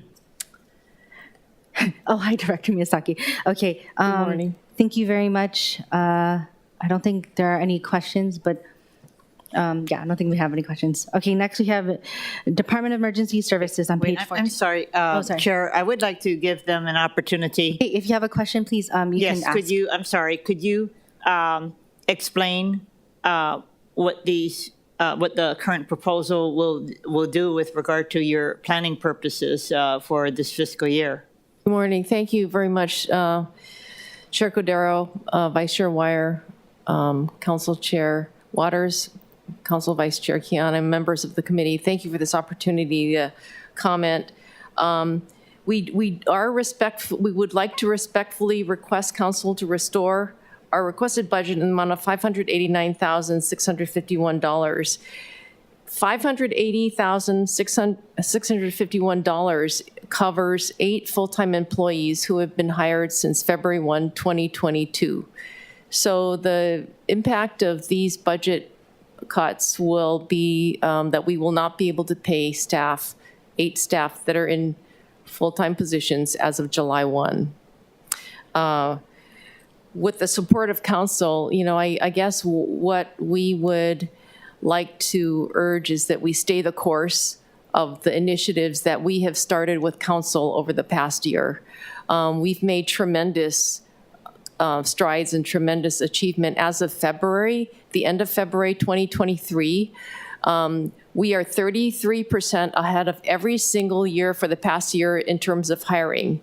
In terms of total amount, the first 8 months, we exceeded last year's total hire by 90%, the prior fiscal year by 90%, and the prior pre-COVID year, fiscal year by 81%. So the departments have really stepped up, and we have, I think we have met all the challenges that we had committed to meet.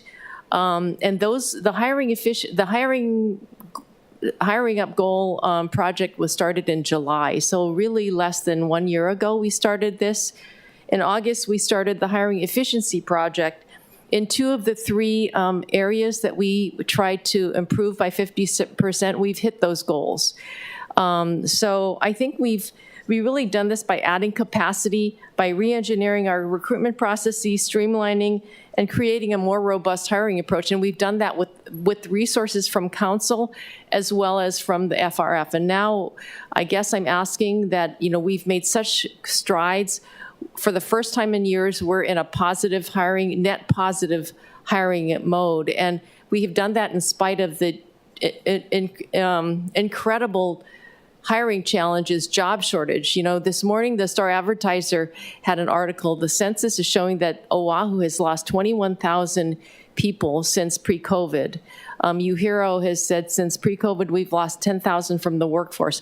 Our unemployment rate is historically low, 3.6%. And even in spite of that, we've made great strides in terms of hiring in the public sector. So in order to continue that momentum, we are respectfully asking that we are able to restore our fiscal year 24 budget and add 6 positions that will enable us to modernize DHR. I mean, I think the vision for the city is to modernize the DHR processes, and that includes, reclassifications of 1,500 classifications, more than 8,000 position descriptions across the city.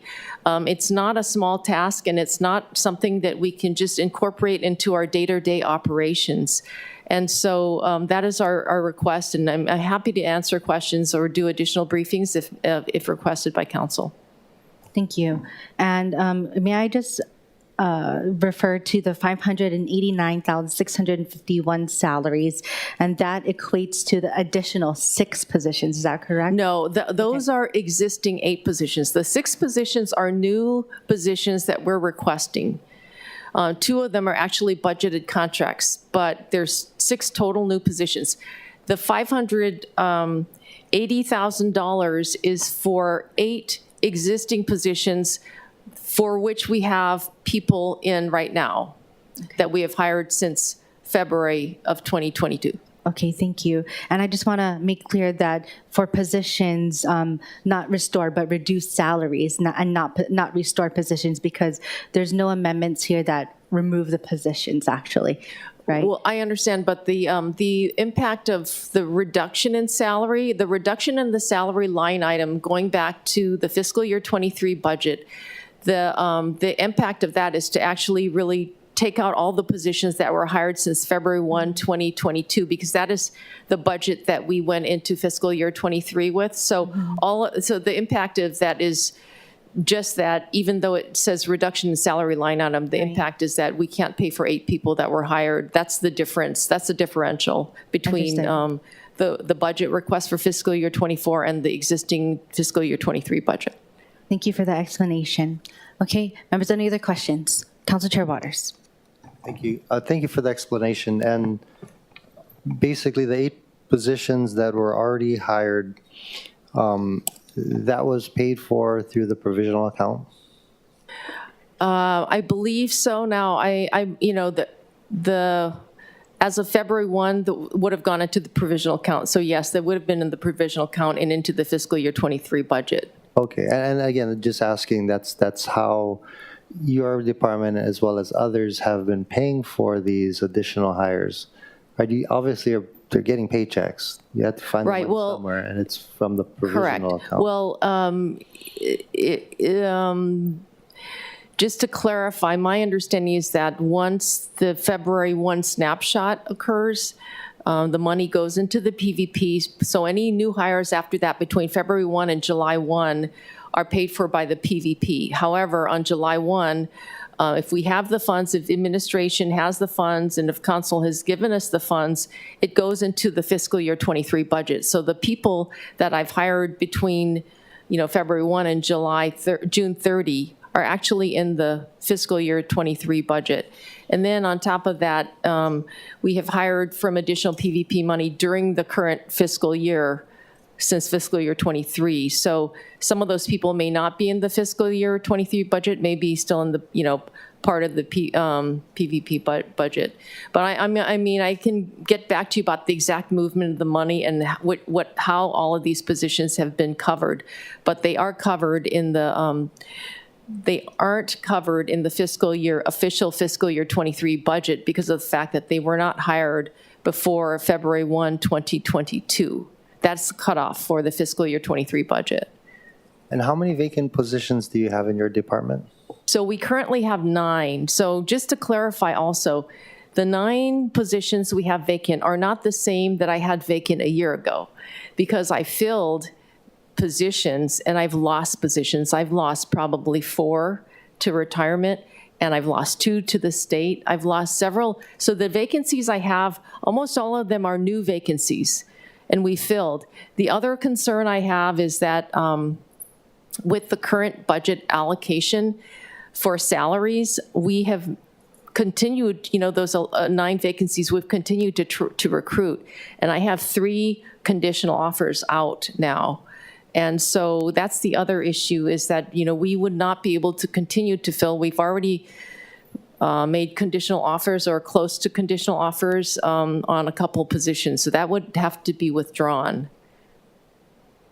Okay, and then let's say you have 9 vacant positions, you're asking for an additional 6 positions, right? Correct. Okay, and the additional 6 positions, what are these people going to be doing? So the 2 of the positions are for recruitment, and they're really for what I call modernizing the DHR functions internally and across the city. But these 2 positions are currently being funded with FRF money and their contracts. And the reason we did that is to pilot it and to demonstrate the need. So one of the positions is the social media, digital media outreach recruiter. And so if you've watched our social media posts, they've really improved since we had this person start in September. So we have a robust LinkedIn profile that's new.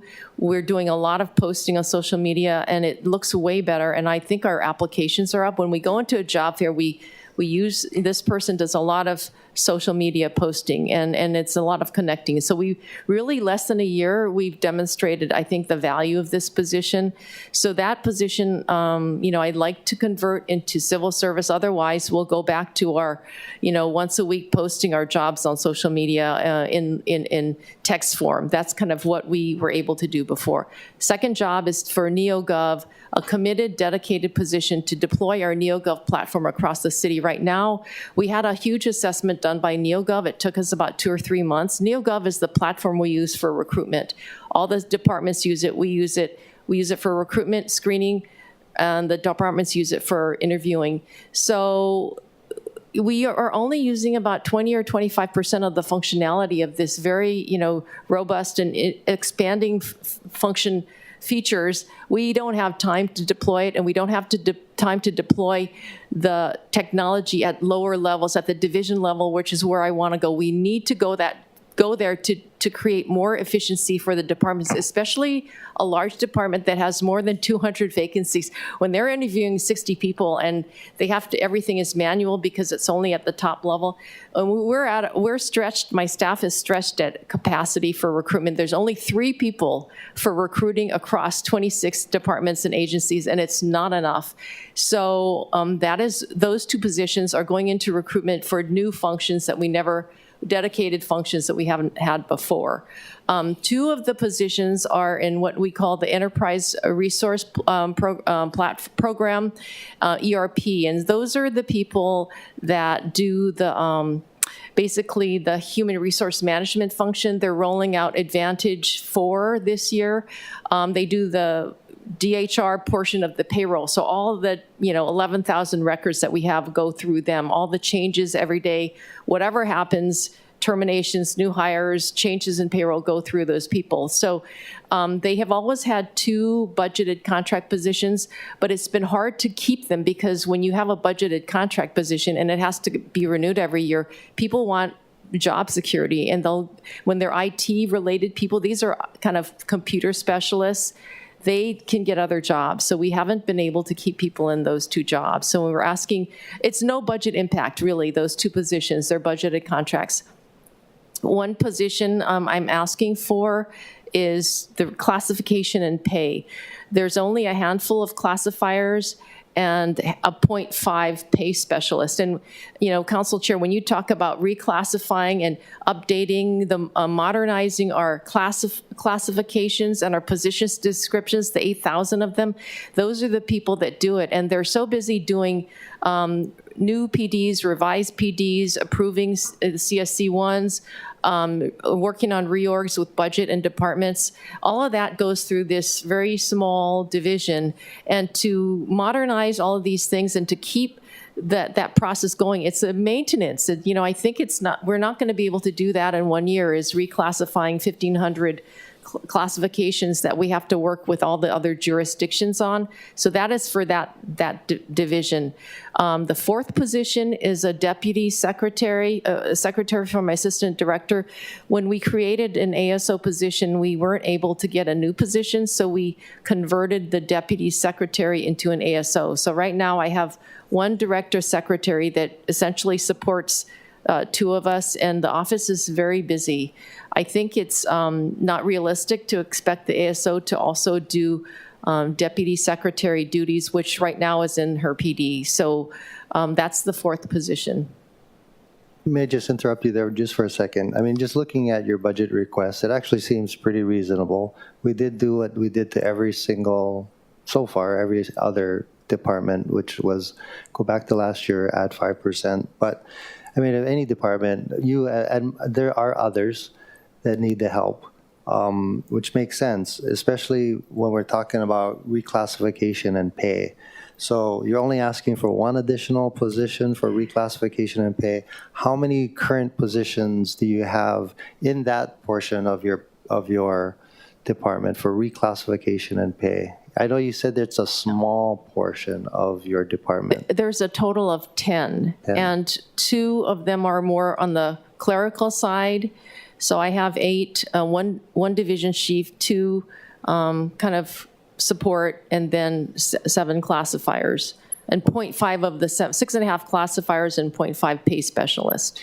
And to be clear, your entire department has 92 positions, which represents an increase of 6, up from 86 from last year. Is that accurate? Correct. Okay. I would actually be open to putting in more positions for classification and pay, because I don't want to harp on it all over again. We already went through this. The whole idea is using the vacant positions that we currently have that we're never going to fill, reclassify them and use the money for pay increases across the board, and to fulfill what every other department needs help with. So thank you, Chair. Thank you very much for your testimony. This was super helpful. Thank you. Members, any other comments or questions regarding this? Okay. Thank you, Director. Thank you. Also on page 14, we have the beginning of Department of Emergency Services. And so I would also like to accept the top of page 15 under Health Services as well. Members, any questions? Yes. Hey, aloha. Similar to my questions for the other departments, would you like to comment on the proposal in the budget? Sure. And how it would impact you or? Thank you, Council Member, Chair, members. I'm just going to run through the list sequentially. On page 14, we have the Department of Health Services, a cut of $251,000. That will equate to probably 4 or 5 positions. Health Services only has 15 positions, 15.25 FTEs. This office does all the physicals, both pre-employment and periodic physicals for people who need special licenses or special types of physicals for the type of work they do. So all lifeguards, paramedics, firefighters, police officers, as well as anybody who operates heavy equipment or trucks, as well as return to work physicals for people who have occupational injuries. So the elimination of those positions will probably result in a significant delay in processing new employees into the city, and also return to work and periodic physicals that police, fire, EMS need. So that's that. On the next page, the cut of $37,000, that is used for mental health care for city employees, the EAP office, and so that potentially could impact access to mental health care for all city employees, but particularly first responders who suffer, emotionally and traumatic incidents in the workplace. EMS, police, anybody who encounters that.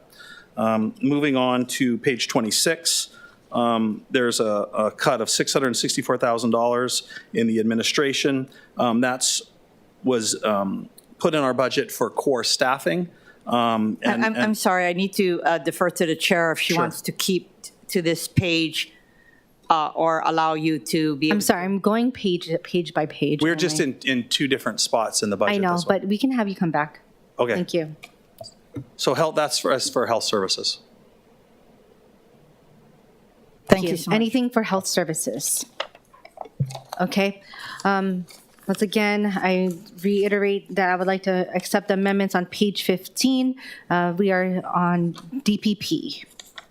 Thank you. And I would also like to accept the amendments on page 16 under DPP as well.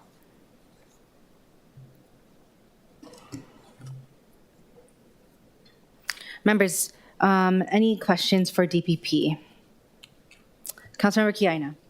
Aloha, Director Puna. Just want to, since I work closely with you, as well as with the Chair of Zoning on your department, and you're going through the throes of a multitude of transition in your department, including the permitting process.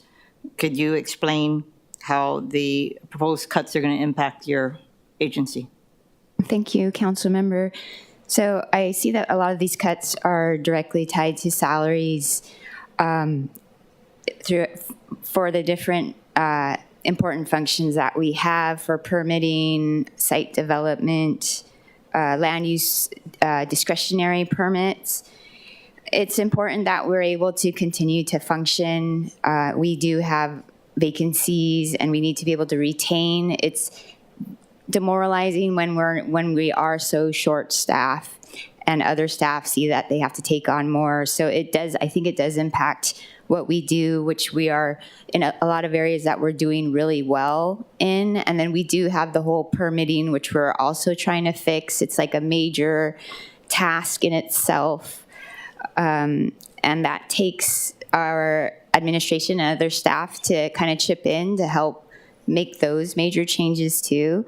So I think that any changes or reductions in salaries do have great impacts to staff, to our ability to provide services, and then further down the line, construction industry can suffer too if we're not able to timely provide a lot of these services or make the fixes that we are very diligently trying to work on. Thank you. Councilmember Dos Santos Tam. Thank you, Director.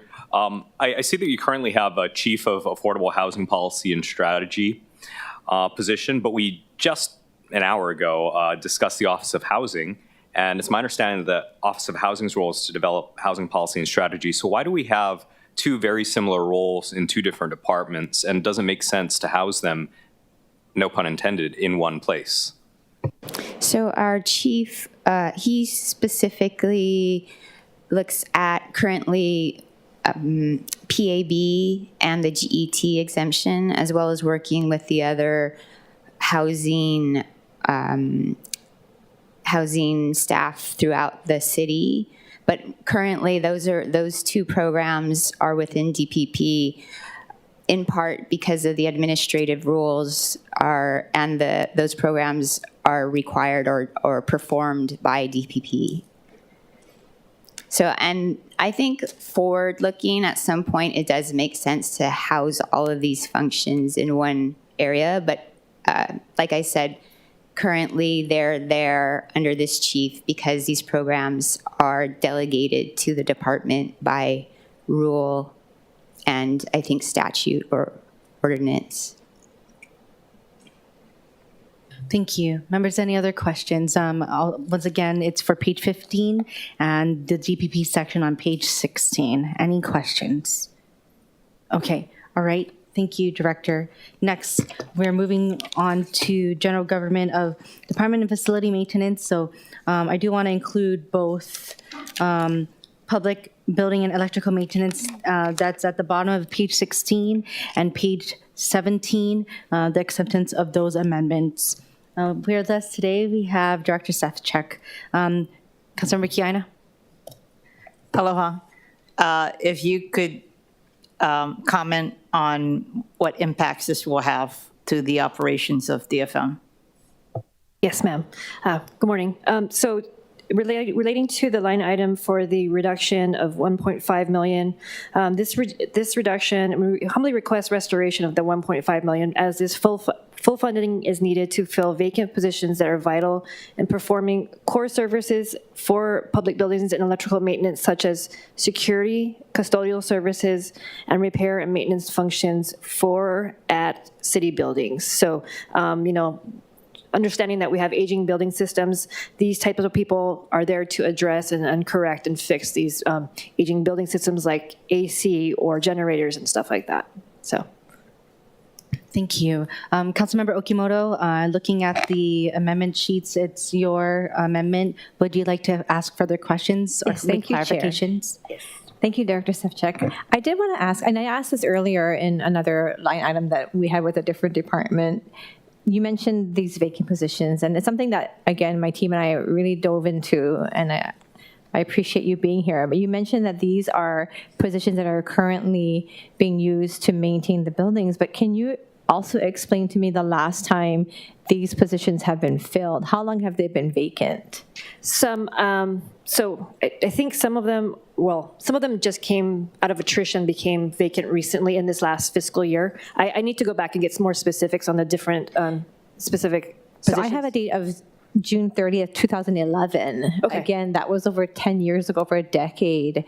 And so I think my concern is, we talked about a lot of warm bodies, and what I'm trying to do is not eliminate people in positions. Right. The goal of my team and I has been to work on these positions that have been, it's over a decade of vacancies. And to me, it's hard to justify keeping them when it's never been filled, when we do have people in current positions, and how can we preserve their jobs? So I'm not trying to target anything or anybody's department. I'm just trying to figure out how can we make the numbers work. And these positions specifically with the 1.5, almost 1.6 million, and it says one position. I'm not sure that's a lot for one position, but these are vacancies that have been for over a decade again. Sure. And you still want to justify keeping them. So and I think in the past, we never received funding to fill those vacant positions. And so just in this last FY23, we did get the full funding to try and hire. That's why those were probably vacant in the past. I can certainly go look specifically at each of the positions. So if I'm understanding correctly, you're saying that the positions were created, but you never had the funding for it? Correct. They were either deactivated or we never got funding for it. Last year. In the years previous to last year. And I have here building custodian, carpet cleaners, 1 and 2. Again, these have never been filled. So I will look into that, but I will. Okay. Yeah, Thank you. Thank you, Chair. Thank you. Members, any other questions for public building and electrical maintenance, both on 16 and 17? So the 90,000 on page 17 directly relates to replacement of 6 riding mowers that are being used at Kapolei, HPD Training Academy, HPD Wahiawa, Waianae Neighborhood Community Center, and the Civic Center area. So that's what that relates to. Thank you. That is great to hear what that is used for, and thank you for providing that for our consideration. Okay. Okay, moving on to page 17, or we're still on page 17, Department of Design and Construction. With us, we have Director Millis and, okay, Councilmember Kiaina. Hey, aloha, Director. If you could comment on the proposals in the budget and how it would impact your department. Good afternoon. Thank you. Haku Millis, Director for Department of Design and Construction. And so going through these, I really appreciate having the opportunity to come in and speak on these. Looking at our previous budget and adding on 5% is something that would make it a little bit difficult for us to hire moving forward. So we do ask that those be reinstated.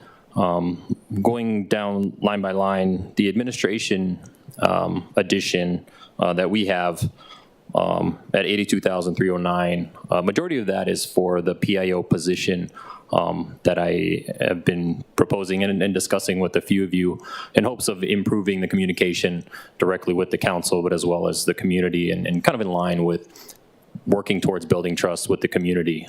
We do have a very difficult time. Majority of my department is engineers, so you know the public outreach and the writing of those that kind of operation isn't really our strong suit. So particularly, I do ask for that position to be funded so that we can execute a little bit better. The next few, you know,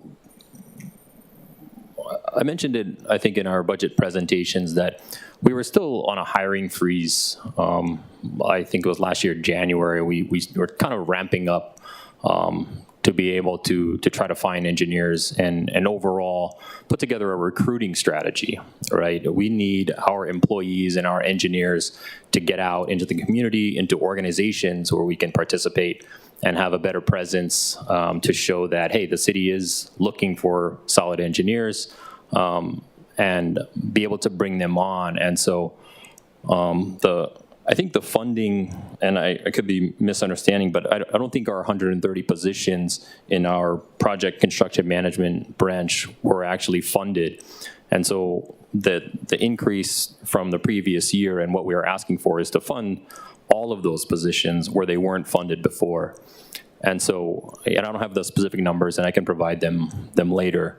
But that is our focus. We have a very aggressive CIP budget this year, and we want to be able to complete all of the projects. So I ask that they be reinstated. Thank you. Thank you very much for your explanation and also your explanation for our consideration moving into the CD2. Members, any other questions for Director Millis? Okay. Chair, just real quick. Oh, okay. With regard to the public information officer, highly recommended. Some of the projects that are occurring by the design and construction, as well as Department of Transportation Services, and probably facilities maintenance, it's not just months. For certain areas in my district, it's years. And the lack of a person to be able to help the department, help the communities, as well as ourselves is not helpful to the city, because what it does is it increases a lot of complaints, which increases all of the risers that we send to the department, which in turn takes away man hours from you to get your job done. So I just wanted to make a push that when we come back, I'll probably be offering an amendment for that. Thanks. Thank you. Thank you very much. Okay. Thank you. Next, we're moving on to land management. And just for those watching and also for the departments, we are going to be recessing for after Department of Land Management. And then, because as we are almost halfway through operating budget, which is good. And yeah, so I just want everyone to know. Okay, Chair recommends that accepting the amendments on page 18. Okay, with discussion, Councilmember Kiaina. Aloha, Deputy Director, if you could share your mana'o and comments on the proposal. Thank you. Good afternoon, Chair Cordero, City Council members. Thank you for the opportunity to provide some explanation as to why the Department of Land Management is requesting reinstatement of the salary and current expenses. The Department of Land Management, we're in kind of a weird position where when we were created, only 1/3 of our department was officially created for hiring purposes. That means that up until now, we've only been able to offer 1/3 of our positions on a civil service basis.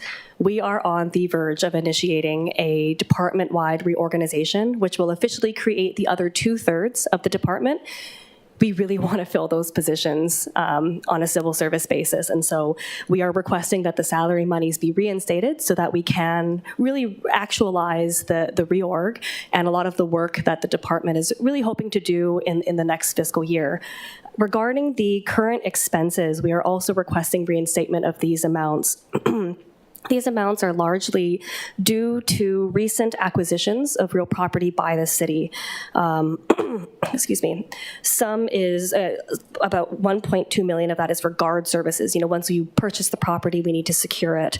Others are for, rental and other subsidies. And so we request the reinstatement of the current expenses. Thank you. Thank you. And before we move forward, I just want to correct myself. I said after land management. I actually meant after DFM, automotive equipment services, is when we will recess. So we'll, hold on, wait. So hold on. Okay. All right. So any other questions for DLM? Okay. All right. Thank you very much, Deputy Director. Thank you. Okay. Next up, we have Director Seth Check again with the automotive equipment services. And so Chair would like to accept the amendments under that on page 19 under DFM. Councilmember Kiana, sorry. Okay, aloha, Director, again, if you could share your mana'o on this proposal.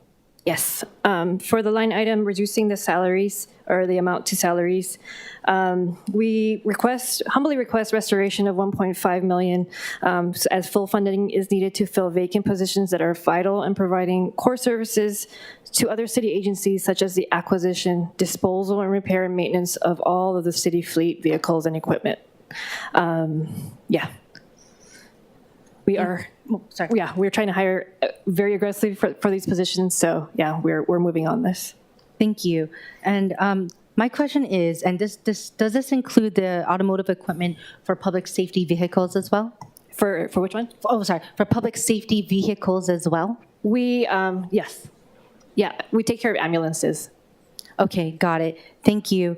I know that when other departments have received equipment, namely vehicles, in prior budgets, not during this administration, we've often heard that public safety vehicles were held back by DFM for other use. And I was wondering if you could explain how that process works.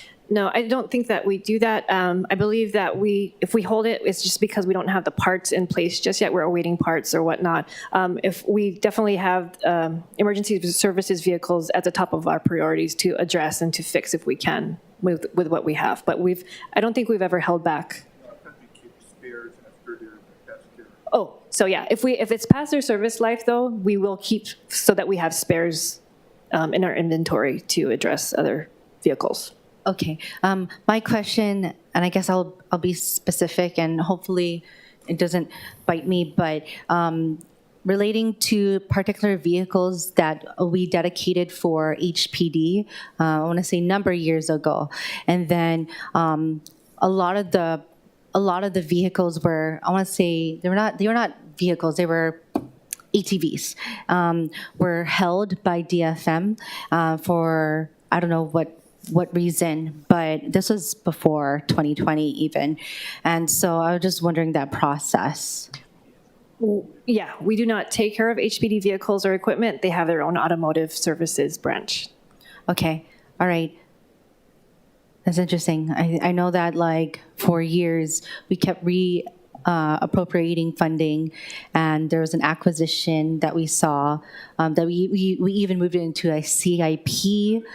We then we did see that it was acquired, and then after that we heard that it was stored at a North Shore facility, and we just don't know what happened to it afterwards. Okay, yeah, I'll look into that, but yeah, we typically don't take care of HPD stuff. Okay, thank you. I did want to highlight are you going to the next line item, the expenses? Oh, yeah, yes, on both. We're covering both. Really strongly request restoration of the 2.1 million, as this is primarily due to the increased cost in fuel. So like biodiesel, diesel, and unleaded fuel. Okay, and does DFM provide that fuel to even HPD or just ambulance? They have their own fuel stations. We take care of everyone else, though. Okay, got it. Thank you. All right. Any questions regarding automotive? Okay, all right. Thank you. Thank you very much. Really appreciate your time and your explanation for our consideration. With that, members, we will be recessing for 45 minutes, and we'll return starting with page 19 at public safety. Chair, before you adjourn, can I ask, just based on the length of all of the items, is it your intent to finish today, both Bill 11 and 12? Yes. So whatever time frame it takes into the evening. Yes, whatever time it Okay, takes. that's all I need to prepare for. Thank you so much. Thank you.